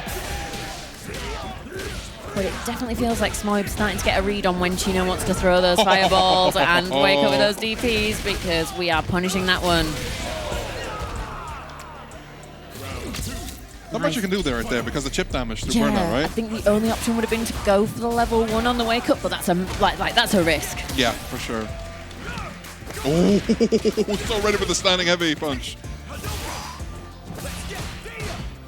As we said, that stop sign is still being flagged liberally, and I love that option. Oh, and again, beautiful DPs from Chinooo. This is like a clinic in dealing with butt slam. Speaking of butt slams, command grab still an option. You might have forgot, but not Smoib. Oh, and again. No. Oh! Big sweep though. And now we've got that burnout. CA, this is one touch kill for either player.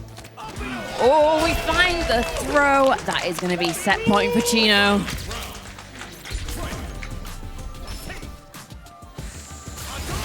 Oh my goodness. I'm so tense, I'm Yeah, just this holding is my where the breath tension's here. building. You just kind of, it's almost like who's going to move first? And it is, of course, Smoib. We're getting the pickup. Goes once again for that jump in to try and bait something out. But it's Chinooo who escapes the OD headbutt, and we're cashing out with the level 3. Smoib's going to be in burnout here, but we'll have level 3 available. And like we've said before, with those modern reactions, going for the DP here to get the wall splat is going to be really, really risky. Oh my god, such an ambiguous cross-up. Doesn't manage to get the cross-cut this time. Oh, wow. Punishing the landing frames there with the sweep. Chinooo really being respectful and mindful of those super meters available for Smoib to use, trying to bait something out, but Smoib, the patience will not be baited and now has all of that meter back. And we're at 2-2. I'm so tense, and they're just jumping straight back into it. My heart can't take this. Oh my days. We are eating well with the Street Fighter Oh, matches yeah. tonight. It's too hype. It's too hype. Oh, the links. I like that combo. Optimization almost 50% off, and this is definitely 50%. Plus frames as well. Just look at that. Come on. Chinooo going, yeah, I've been coming down to those ODDBs for a while. I've been getting punished by them. But don't worry, I'm still going to throw them. Now Smoib here in burnout. Chinooo still being cautious because there is that level 1 available. And once again, we're not afraid. But like we said, there it is. Deals with the DI. Great stuff from Smoib. Still so ready. That's really impressive when you've got the corner to your back. Just being ready. And this is looking good for Smoib. Deja vu, obviously the tick throw. I like that double butt slam. Oh my god, triple. Really testing Chinooo now, going, can you DP all of these? Piling on the mental stack. What a DP! Beats Put the your archer life on the throw. line. Oh my god, is that it? Oh, it is. my Wow. goodness. Well done to both players. Chinooo, what a fight, but Smoib is going to be making it through to the top 8. That was a crazy fight. That was a Oh crazy my set. goodness. It's almost like I kind of feel like we all need a bit of a break now. We all need to kind of go sit in a quiet room for a little bit and just go, wow, because that was That was hype. Oh yeah, it was. Like this is the quality you've been talking about, right? Yeah, this is the quality of the Nordic scene, and and as we've seen, not just in online tournaments and regional majors, but as well, of course, at Capcom Cup, both Phenom and Juicy Joe made it out of pools, and I think it was like probably one of the very few regions where that actually happened. Like, there's very few regions that you were able to name that actually had both of their players make it out of those pools. So it just shows the depth and the strength of this scene. And it isn't just the players that, some of the guys at home might have heard the names of, like your Phenoms and your Juicy Joes, all the way down. And because to support those people at the top, you've got to have that ecosystem of all these strong players to really challenge them and bring them together. When we're getting information just going straight into the game because these players are hungry for more. They're ready to go, which is super good for us because we are going to enjoy some more Street Fighter 6 coming at your way very, very soon because we are tearing through these matches as quickly as we can because for sure. These guys want to get to top 8 and they want to do it quickly. They don't want to be waiting around. They're like, I don't want to be here. Like, I don't want to be here at, 2-2, final game, final round. I want to do this fast. I need to keep these sets running. Like, if there's any game or any scene that is really good at fast-paced games, it's the Nordics. Yes. Like, let's be real. It's really fun to see, especially with these, like, lesser represented characters, as we've been talking throughout this top 16. Speaking of... We've got Kimberly and Blanka once again. And, of course, this is going to be Kwiddo, of course, representing Denmark and Copenhagen. Yep. So close by, and it's Reiskorn is back again with the Kimberly. That Kimberly's been giving so many players problems. Ooh, multi-hit. Didn't parry the second hit, and now easing the drop is going to lead to a full combo with possibly a setup. There we go. Party time. Yeah, and Reiskorn is just holding down, but the parry. So Kwiddo wasn't able to deal with that because of the multi-hit. This is really... attacks the drive gauge. Goes to the side swap, but Reiskorn was ready, but didn't really manage to be able to fully defend. Love the riding, but just goes for the command grab. Oh my days. Powerbomb straight into the corner. You ain't going anywhere. It's still Kimberly's game until you go for the reversal. Oh, but we're still getting punished because it travelled so far. Reiskorn's about to have all that drive gauge back. That's why I think they were probably waiting in that corner just for a second, but that gave Kwiddo the time to run in and to be able to get that offense going. What's the option? Airball to deal with the throw. And once again, nice stuff from Kwiddo. If you're going to call out the throw, why not do the style? Obviously, Air Blanka Ball is such a good tool for so many things.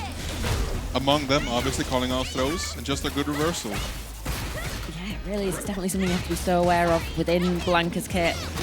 And I'm loving that Reiskorn's just kind of committing to these throws. You see so many Kimberly players who are like, this is a really risky option, I'm not going to do it. And I think Reiskorn's really making the most of that. And here's the tech with the instant air Tatsu. And we're going to get the wall splat again, cashing out, but not using any super. So I think you can from the OD go into the level 2, and I think Reiskorn is going to be wishing that they use that level 2 now because this is a great situation for Kwiddo. It absolutely is. Save chomp, obviously, plus frames with the Blanka chomp. Straight back in the corner, and what a cross-up. You have the CA to spend. You have so much damage left on the board, and that is going to be it. Kwiddo taking it back. What a round! What a match! Yeah, that's so back and forth. I think it's really interesting to see as well, just that sometimes just that split-second decision to go, I want to hold on to that meter. It can really, really cost you. And I think it's that thing of, I think I always err on the side of when players aren't spending it, I'm like, please spend your meter. I don't want to see you die with full bar. It happens to the best of us. It happens to the worst of us. Yeah, sometimes it is. It just is what it is. Oh my God. Who's the party time character here? It looks like it's Blanka. It almost feels like Blanka wants to give Kimberly a taste of her own medicine. We've seen, the side-to-side swaps there that Mystic was showcasing, and Kwiddo is going, I got those too. Are you Kimberly players ready for me to bring them?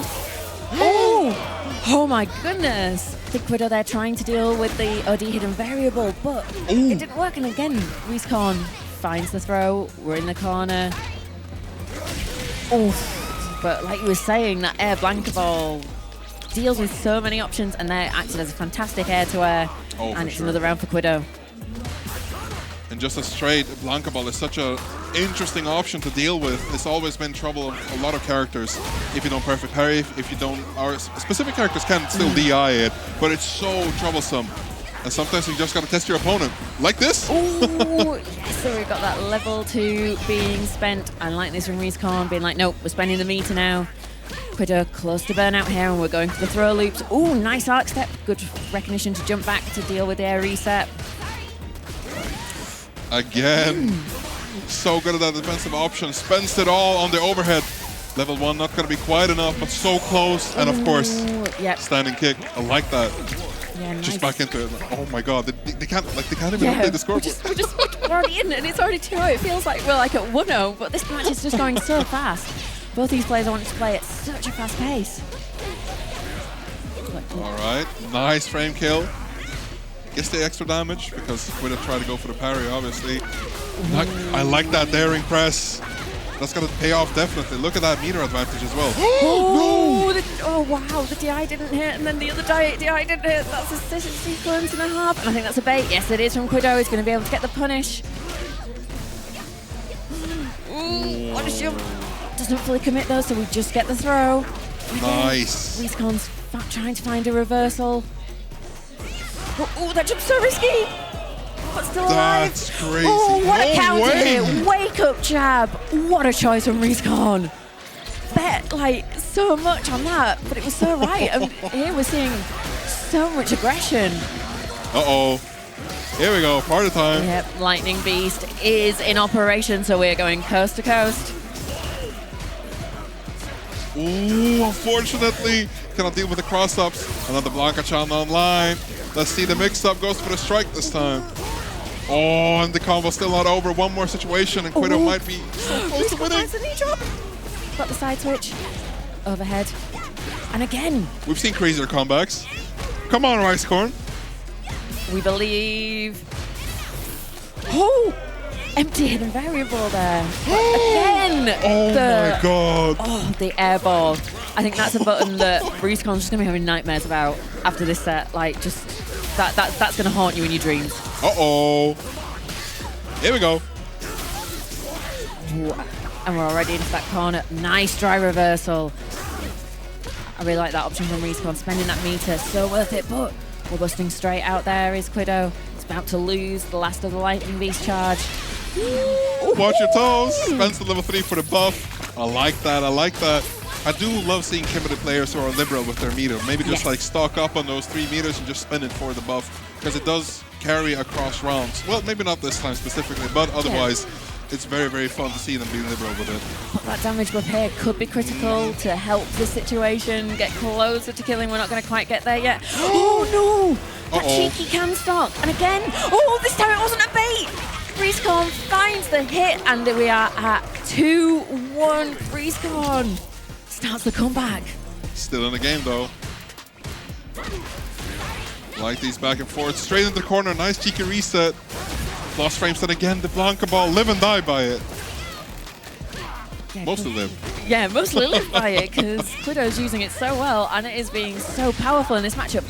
There, Reiskorn there trying to anti-air it, and nope, you can't do that. What? I think Street Fighter 6 got confused about where Blanka was, which shows just how much Kwiddo is piling on the mix. He's mixing up with the game engine right now. Sometimes it happens, and Blanka is definitely the character to do that. And one more round, Kwiddo straight back into the driver's seat. Oh, this is tense because it is a cost set point for Kwiddo, but Reiskorn has built some momentum here, so we want to see that continue. Oh my days. Kwiddo saw green and said, nope, I'm going to OD that. If you have the options, if you have a reversal, why the hell not use it? Spends all the drive meter for the throw. Could be interesting to see how this pays off, but Kwiddo is in the driver's seat. Never mind, Reiskorn, nice smash again. We're right back into the corner. Yep. So it's time to guess. Reiskorn doesn't have much reach there, but oh, managed to get the air to air. Oh, this is scary.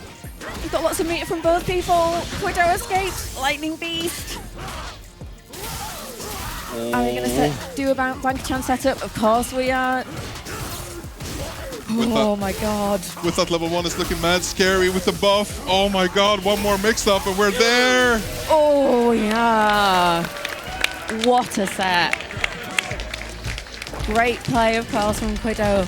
But Reiskorn showing so much mental fortitude. That sequence at the end with Lightning Beast. Yep, The fact that Reiskorn managed to block so much of that was so impressive. Just that fortitude, just to hold it and to like know the right timings to go for the parries, to deal with the high-low, but you can't block forever. No, you can't, especially not that. In a game where you're kind of, where it's kind of built around strike throws, and then you give that tool to a character like Blanka, it's so difficult. You got Blanka channel for the Oki.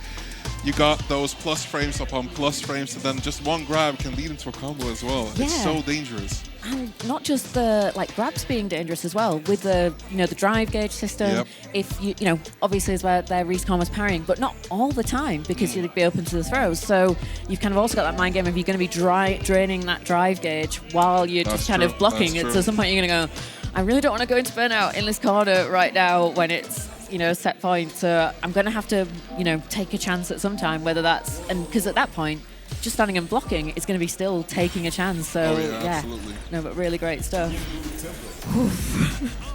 But I do want to mention, like specifically, you touched on that real fast, because parrying when you need to parry is like showcasing a skill of knowing when you have to guess. Because obviously, against Blanka in that situation, you have the Blanka churn out, you have the blue, you have the install obviously out. You have to know when to guess. Okay, absolutely. But you have to know when to guess. And Reiskorn was so good at that, but as you said, you cannot block and guess forever. And unfortunately, one last situation, those situations are where Blanka thrives. Yes. It is what it really is. Are. And of course, Kwiddo, clearly consummate Blanka master, really knows, the setups, has everything on deck ready to just, really force that mental stack and push it up. But we are going in with Launch versus GurkSlukarN here. We've got JP versus Juri. It's a classic matchup. I love it. Seeing it, Launch versus GurkSlukarN, Sweden's own. They're going straight into it. No button check, no nothing. Just two people duking it out for top 8. And again, whoever loses goes out of tournament, and whoever wins goes forward to losers top 8. So this is very, very important for both of these. Yeah, it's that moment when you're so close to that top 8. Both these players are going to have that. You can't not have that in the back of your mind right now, right? It's like you're in touching distance of that moment. Finish line is right there. Let's see who can clutch it out for top 8. Do we have some hype for Sweden here in the audience? There we go. Help our boy out. And that was a perfect time for the crowd to get hyped because, of course, Gurk is there getting that first round on the board. And I think this, again, is a matchup where, Launch will have some of practice because of, doppelganger Launch being on JP. But conversely, GurkSlukarN in this region has access to some super high-level juries like Groof, so there is still lots of jury practice here for Gurk as well. So these guys will probably have good grasps on the matchup. Absolutely, absolutely. Ooh, waiting for those landing frames like that punish counter off the 5 feet. Sorry, I'm back from Strive. No, it's all... But the live punch, straight up going into the level 2. And if I know GurkSlukarN, he's got those tight. He's got those. 1-0 to Gurk. And then we know, of course, got a massive Swedish contingent in the crowd cheering on Gurk. There is still a big Scottish contingent as well come through from Rushdown into Edinburgh. So I'm sure we're going to hear them as this set goes on as well. And if not, come on, guys, support your boy. Oh my God. I think we were saying earlier that Launch was really, enjoying going for those full strings and that they are vulnerable to counterplay. And Gurk was maybe watching that and taking some notes, which you love to see. Oh, we've seen that against Mystic that Gurk was, very liberal with those DIs as well. Oh, what a shimmy. I like hearing that King connect with those sound effects too. It's so meaty. It's such a satisfying sound, but Gurk has gone into burnout. It's not going to matter though, because that was a beautiful crouch jab to close out that round. Round starts are always so tense, especially with characters like these. You have so many options to throw out. Very defensive play, brings out the portals very close to him, but nice low option right as we see the portal pop. Level 3 immediately, once that drive gauge off of Juri. And look at the damage though. Yeah, that is going to do stacks of damage. It's going to put so much pressure on Launch because you suddenly then going, we're getting closer there to being 2-0 down. So I think Gurk's wanting to do that mental damage, which is of course, so much part of the game, just as much as, just being able to execute combos and putting your opponent in difficult situations. You really want to drain their mental energy. Oh my god. Low light kick seals the deal with a perfect, and now you're this close to top 8. Yeah. And this is the bit where I think if you're in like the seat where you've got 2 games up, the shaky hands are probably coming in, because it's almost like I'm almost there, and you just got to kind of quieten that voice and be like, no, I need to chill. Oh, absolutely. Imagine the stamina too. You've been here all day. It's been a long day for these guys. Okay. Oh my god, command grab. The JP special. They don't do it at full screen, they do it close, but what a throw there from Launch. Great stuff, and here comes Launch. New lease of life, extra aggression. Really playing to Juri's strengths here. Gets the burnout. Oh no, the drop on the combo. So unfortunate, but it doesn't matter. We find the DI. Resets. We call that resets. Yeah, it's a reset. And excellent optimization. Being able to hang on to that meter. Great stuff for Launch. Manages to buy the fireball. Good stuff. Full screen. Let's get the portal out. Oh my god. Ooh, wow, that wall back from Gurk just really challenging for Launch to do something. Nice parry there from Launch, but that drive gauge has been whittled away by all of these normals from JP. Close to burnout as well. You have all the meter to play around with, and Juri has nothing. One level 3 or one good level 2 is just going to be burning you out, or just an EX. Yeah. But Launch just have that corner. Oh, it's too far on the throw, so unfortunate for Launch there, but that it does mean that Gurk is on set point. I can only imagine how rough this might be. Goes for the level 2 immediately after those plus frames, guaranteeing some mix after the level 2. Tries to be a cheeky reset, nothing behind it, unfortunately. Launch on it though. Yeah, this is so tense. Uh-oh, uh-oh. Ooh, Launch finds the low, gets the through her stock, spends it. Again, great use of these low fireballs. Level 3 on the score on the board as well. There we go, immediately into it. Obviously damage, recovering that drive gauge even if it doesn't kill, but I won't say anything. Yeah, this is a... no, it's not killed. Oh no! Oh, the instant overhead from medium punch doesn't hit. Ooh, this is so scary. Gurk gets counter hit, and Launch gets a game on the board. We are still playing. Nice. Nice back throw there from Launch, but what a check there on the drive rush from Gurk. Juri's drive rush so fast, so it's really impressive to be able to get those checks in. Nice check on that dive kick, always minus, obviously. Plus frames off with that nice, tries to get in that cheeky overhead, but Launch is ready with parry. Okay. Run it back. Yeah, finds the throw. Oh my god. The OD into the level 1. Get ready to spend. Launch low no meter here, but is whittling away at Gurk's drive gauge. Needs to be careful. What a tech. Air throw into the DI, and this is going to put Gurk on set point with the cheeky reset. We've got the style points coming out. Again, set point, but Launch has shown nerves of steel. Ooh, just whiffs that standing heavy punch. And there's some point. GurkSlukarN always on that. Beautiful. There we go. Let's see the setup. Oh, I love this one. That could have been a full combo. Unfortunately, doesn't manage to confirm it. But still, plus frames in the corner. Very dangerous situation here for Launch. JP on the offense. And then setting up the departure, get the pickup, and that is a perfect what a way for GurkSlukarN to qualify for top 8. Whew.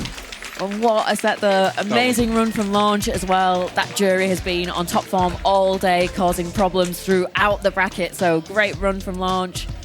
Should be super proud of that run. Absolutely. Well, I mean, right before top 8, you're still in 9th place among, how many did you say? 80 something? Yeah. That's amazing, especially this. Like, we already said that this is a community event, more or less a grassroots event, but still such a nice, like, turn up of, like, pros, old players, new players, and such an amazing sight to see. But also amazing to see are these PCs that were provided by Sharkgaming. And of course, as well, it's not just the PCs. All the monitors that we've been using today are, of course, powered by AOC, who are kindly powering Headstomper. All the players getting to use these 4K monitors with 1 millisecond response times. That's going to keep those fighting games crispy fresh, so you'll be able to see every frame of the game to get those reactions in. Maybe that's why we're seeing so many great reaction supers. That's true. Because of power of AOC, you know? Yeah, would we see that Akuma super without these monitors, though? Who knows? We'll no one know. can say. We'll never know. We'll never know. Oh my God. I do have to say, I've been enjoying myself all day. Have you been enjoying yourself? It's been amazing. Yeah, it's been such a great day. And of course, we didn't just start today. Yesterday was a lot of fun as well, getting started with the casuals as well. And with FGC Jeopardy, if you didn't see it yesterday, then you can always tune into the VOD on Twitch to be able to catch the fun. And of course, there's so many other fighting games that we've been seeing, whether it's across the side tournaments, such a great variety there, or one of the main games on the main channels that you might have been taking in during the day, whether it's Tekken, Grand Blue, Guilty Gear, City of the Wolves, and now Street Fighter gets its time in the sun. Absolutely. Stick around for the rest of this top 16. So we're hearing that there's going to be no button check. Stick around for the rest of the top 16, and of course for tomorrow, not only top 8 in Street Fighter, but also a mystery game. Oh, yes. Yeah, that's going to be one that if anyone's not familiar with mystery game tournaments, the whole idea is you sign up, you don't know what you're going to play. You don't know the format. It can be anything from the same game all the way through. Yep. Different game every round. I've been saying, so round of the tournament, I've been saying one where it's like in a, like the winners fight, like in grand finals, where it's the game changes every time someone wins a point. Oh my God. So we don't know how crazy that is going to get. So, but I think the guys will have cooked up something really, really special. So I'm really excited to see what they bring to the table. Could be anything, as you said. Like it could be anything from dive kick to footsies. Yeah. Like something no one like. It's just these like incredible Kusuges that are like 2 active players in the world. Yeah. But it's going to be fun. Could even be windjammers. That's true. Could like ultimate frisbee fighting games. Why not? Yeah. Oh, and of course we are locking in now for our next top 16 match. This is of course losers side. So it's win or go home. And we of course have Yosh back with that awesome Akuma. Still alive in the bracket, wants to make it through to top 8, and it is by versus Rotbah. Of course, we've seen that Honda earlier this evening. Oh, I like that fireball game already setting the pace for the round. And Yosh, we've seen him be very fast-paced as well, as we see this nice confirmed. Good length, fair amount of damage on Honda and the Oki as well. And even if you just opt to go for the, standard block string, you still have the fireball game that Honda has to deal with. But never mind. Big whiff there, and Rotbah is really capitalizing on it, but Yosh finds the back throw to escape to the corner. Finds the throw again, and we're in burnout here for Rotbah. Oh, it was a cheeky reset. Oh no, again! That could be really, really dangerous. We're in burnout now for Yosh, but it doesn't matter. We're going to mash that crouch jab. We're going to get the hits and the round. Oh my God, there's no way. All thanks to AFC, by the way. Yep. Those crispy reactions. I love how Yosh is trying to keep his distance and finally moving in once he has the hit. Lost range off of that, 50-50. It's that the reaction. It does work. AOC, big ups. Powering Yosh's reaction times today. I did commit the jump scare though. I was like, is that too early? Is the butt slam gonna like miss the hitbox of it? But no, Yosh. I need to trust in Yosh, not myself. I definitely should trust myself in these things. Should be just like, right, Yosh has got it. And Yosh was thinking that was so good. Wanted to make sure that clip was saved for posterity on that PlayStation, so whoever gets it next can look at it and go, oh wow. I wonder what monitor he used. That's what they're going to be asking themselves afterwards. Oh, I like the spacing that Yosh is trying to keep, but Rotbah finding his way in. Nice. Aggressive use of meter just to keep Rotbah in the corner. Ooh, great use there of the OD hands. Beats out the fireball startup. But Yosh now is trying to keep Rotbah at a zoning distance. Really bother Honda, because one of the things that Headbutt can't do is go through fireballs, and Yosh is using that to his advantage. Nice tech throw delay. Tag out of the corner for Rotbah, and this might be the situation you're looking for. Absolutely! Ooh, the classic stomp reset into the command grab. You love to see it. Ooh, that's dangerous. Gets clipped on wake up, unfortunately. And Yosh is definitely keeping pace. I love to see the momentum keep going like that, and you're going to be winning, Yosh. Yeah. Oh, my days. There's so many options that Akuma has, and Yosh is showing them off so well. Of course, that neutral jump lets you do the OD fireball, normally, you know, and it's definitely something that really seems to be throwing Rotbah off, because I think it's so easy to forget that it's there just because you just don't see it so much of the time. Nasty overhead. Yeah. Great confirm there from Adamant Flame into the level 3. And that is 2-0 to Yosh. This feels like such a difficult matchup for Honda. You definitely really feel that, you know, Honda can be a really good character and you can really play so skillfully, but the options that Akuma has are just so extensive. You can kind of go like, oh, this bit of the kit isn't working. I'm going to go into the bag of tricks and pull out this one. You can really adjust so nicely. You got the demon flips, the fireballs, the air stalls. You have the DPs to check the DI, but not the fundamentals. DI being checked by Rotbah. Good stuff. Hard knockdown. Oh, and that damage. Nice bait as well. Great stuff. And of course, we've got the burnout now. Finds the stomp. Lovely stuff. Pushing towards the corner. Oh, the reactions. Hit a bomber to go through the fireball, but not enough for Yosh. Oh, what an air-to-air. Nice. Lovely anti-air headbutt from Rotbah. This is what we need to see. The adaptation is happening. Not being deterred to use these very risky options just to get in. I love Rotbah's playstyle right now.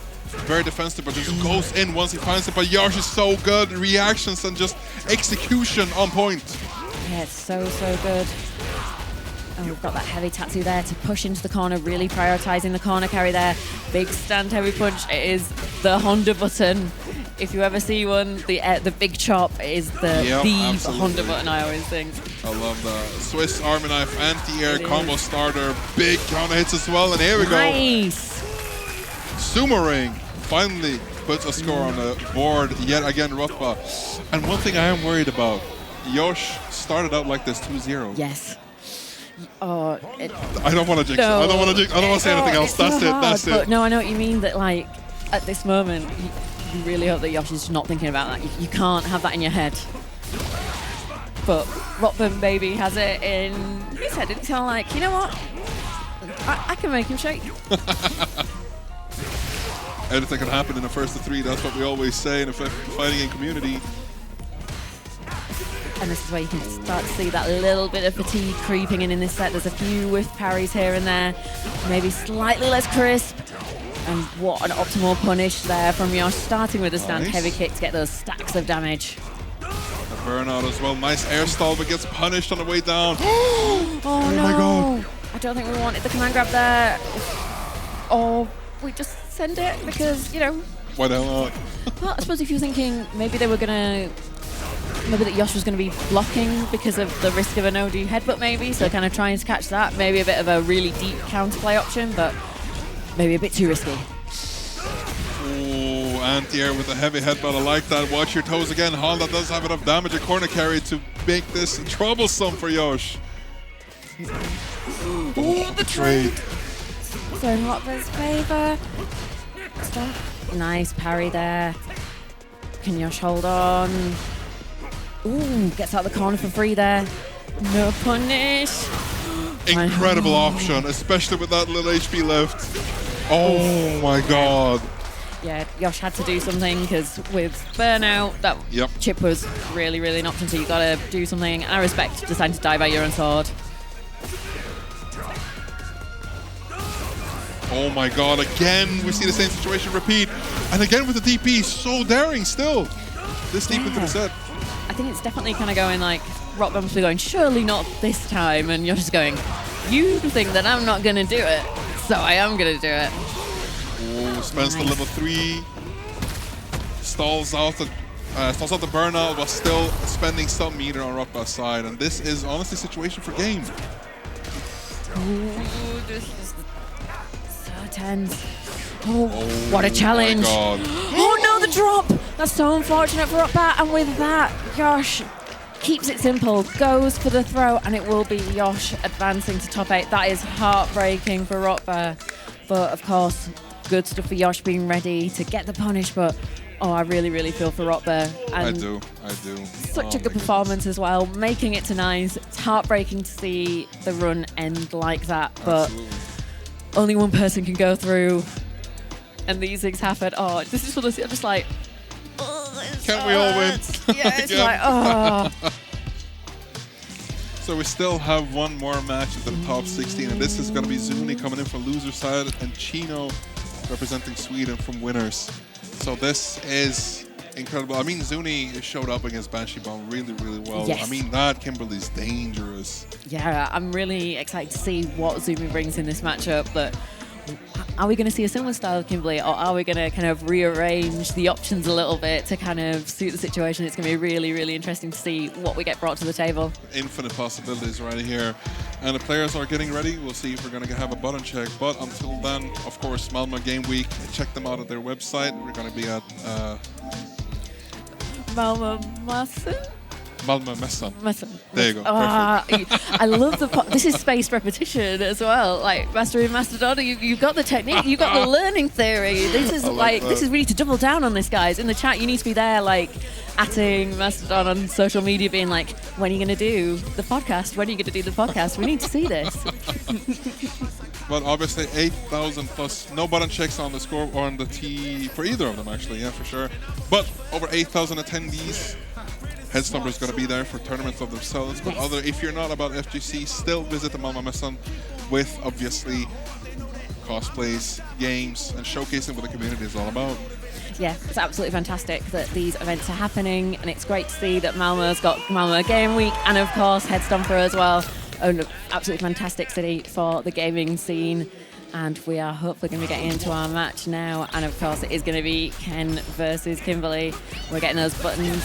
Ooh! Don't just go straight into it. Yeah, sorry, that jab. Yeah, it does. It did look, kind of threw me off. Look a bit.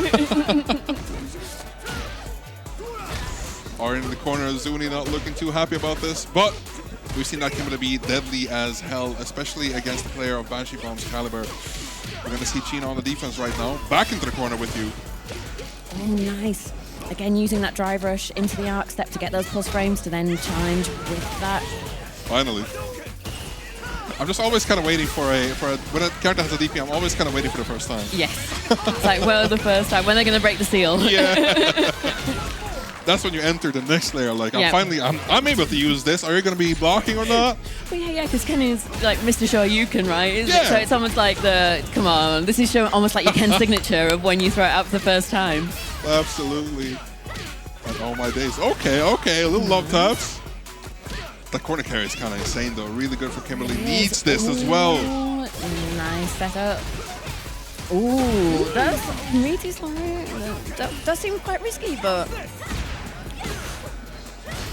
nice trying to play out the throw there, but Chinooo is not biting. Oh my god. Oh my goodness. Ooh, not spending any meter. That's risky. Really bold choice from Zouni, but the DP whiffs. Heartbreaking. So unfortunate. This is looking as close as ever for a final set. Can we get some hype from the crowd? This is your Swedish boy. Let's go. Yes. Final set of Street Fighter for today, and these two players are definitely putting on a crazy show.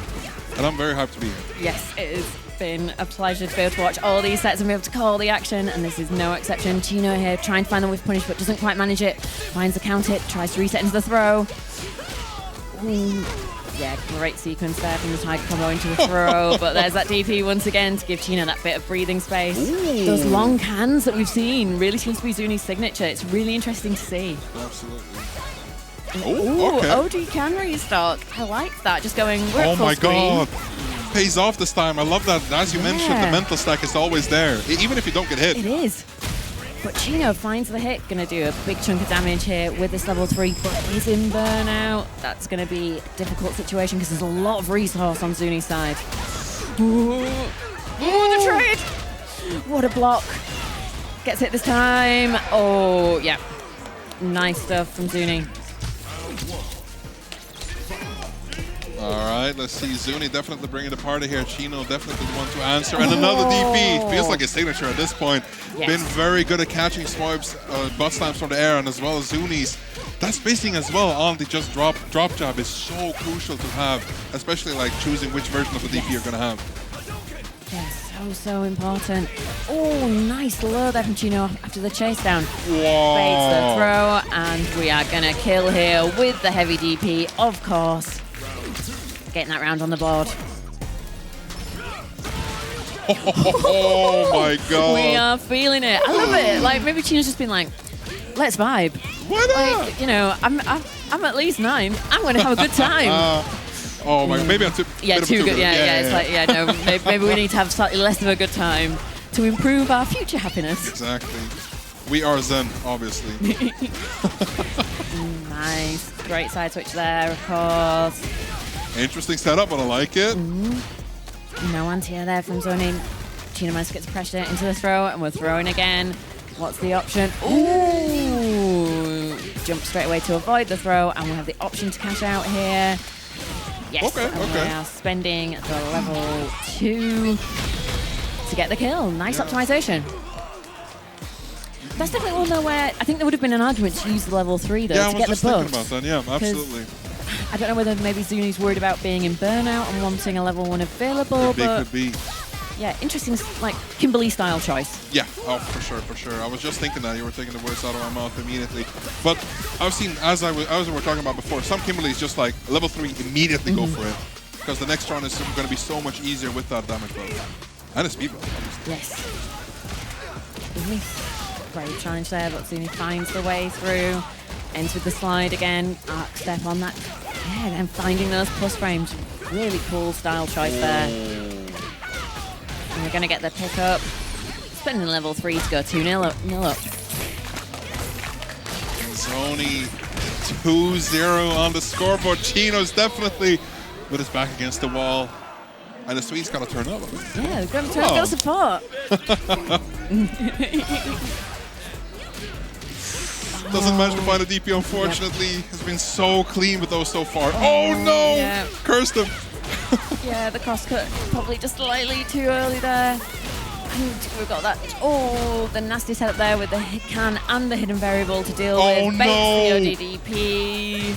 Oh, but drops the combo. Oh, what a brave crouching medium kick there from Chinooo. But the overhead, great stuff from Zouni. Picking up that pace, wants to close this out fast, and is at set point. Absolutely.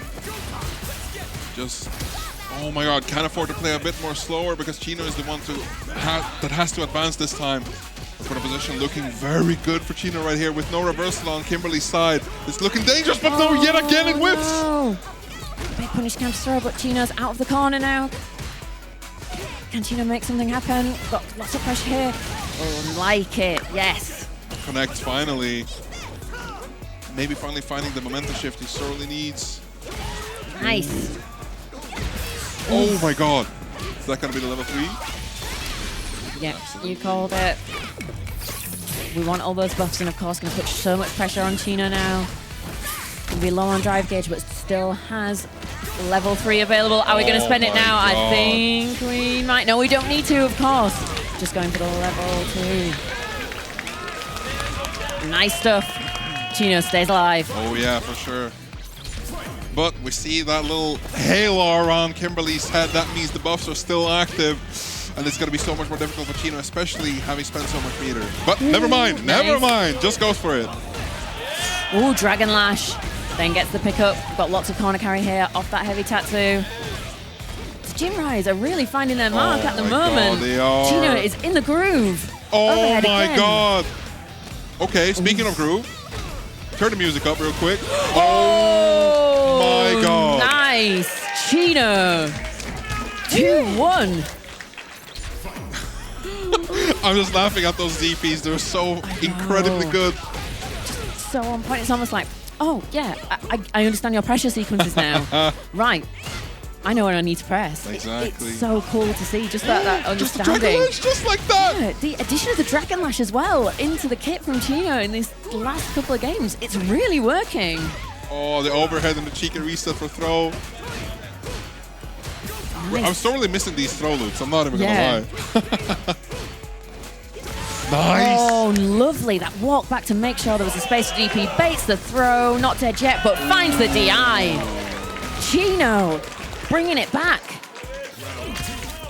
It's looking like a good momentum shift for Chinooo. I like that.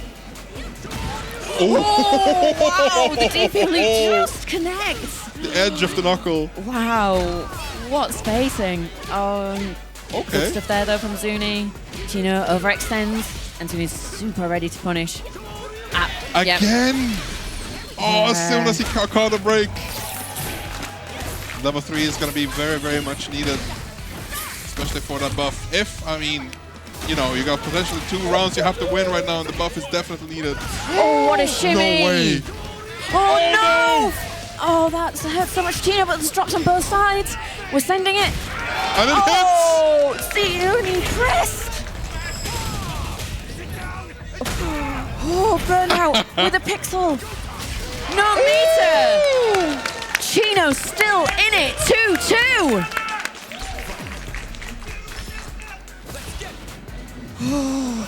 Daring approach. I like Zouni's approach in the air as well, finding the counter hit. It's going to be a fair amount of damage into the Oki situation, and this is, here we go, party time. Nice slide. Really closing up, but Juri is super brave, finds it marks.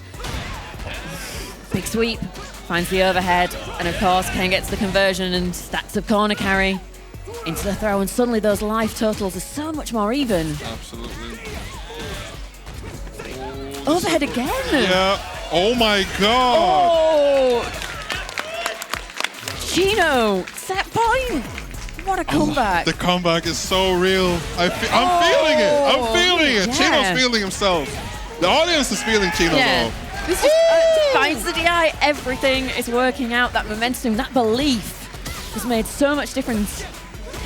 Oh my god. Over and over. Watch out for the level 3. Any hit could be it. Oh, nice. And that time, we find the jab into the level 3. Chinooo, reverse 3-0. What a set. Amazing stuff, Chinooo. Oh my goodness. What the awareness on that final hit though. I know. Just a little counter hit jab, DP. Woo! What a way to close it out. Wow, what a set. Not just the set, but the top 16 as Yeah, well. all the way through, we've had hype moments in each and every match, and that just feels like it's almost like the icing on the cake that almost sums up the whole top 16, doesn't it? That and how all the hype stuff that we've seen. I'm so excited for top 8 tomorrow now. Me too, just like, for sure. I'm going to be here all day. You're going to be here all day. Yes, certainly. I'm going to be here all day. No more sets. No That's more it. sets. Tio's telling us happily that Street Fighter is over. Top 16 is over. The day is over for Headstomper. This was probably the last stream for the day. How you been? Oh, so good. A bit tired now, I'm not going to lie. That was like a lot. I feel like we've had an emotional roller coaster. We've had things dropping. We've had amazing reads. We've had amazing reactions. Thanks to the AOC monitors that are powering Headstomper, of course. And it's just been absolutely incredible. And of course, we can now give you the rundown of who our top 8 are going to be. And it is, of course, on the winner's side, it's going to be Ixion versus Didimokof, and then we've got Smoib versus MysticSmash. Then on the loser side of things, we're going to have Kwiddo versus Yosh and Zouni. Oh, no, I don't think that should be Chinooo, I think, versus GurkSlukarN. So plenty of Nordic representation throughout. But then we've also got some other guys like sprinkled in there, of course, Didimokof from Brazil, MysticSmash from the UK, and Yosh, of course, coming over representing the German crowd, which is absolutely fantastic to see. And of course, Kwiddo, we cannot forget. And Kwiddo, yes. Danish FGC. Shout outs to you all. Shout outs to the Malmö FGC. Of course, everyone who made this possible, the TOs, the tech in the background. Yes. Obviously, my co-commentator. It's been a pleasure. It's been absolutely amazing. I've loved every second of this. It's been so much fun. Yeah, I kind of want to go like, can we do it again? Please, production. Tomorrow, please, tomorrow, can we do it tomorrow? Tomorrow, I've got to wait. Oh, god damn it. Well, stick around for tomorrow. We're not done with the streams. We're not done with the hype. We still have top 8 for every single game other than Grand Blue. So stick around for tomorrow. Tekken is going to be decided, Guilty Gear, and of course, Street Fighter 6. More fighting games that you love, obviously. More fighting games, and as I said, it's going to be really exciting. I've seen them like start to set up like the main stage. So if you thought the crowd was good tonight for Street Fighter, tomorrow I think it's going to get really, really wild. It's going to be so absolutely. good. Ooh. Oh yeah, and before we leave, we have to shout out to the sponsors, obviously. We have Malmö Games Week powering Headstomper Absolutely. at Malmö Messen. Malmö Messen.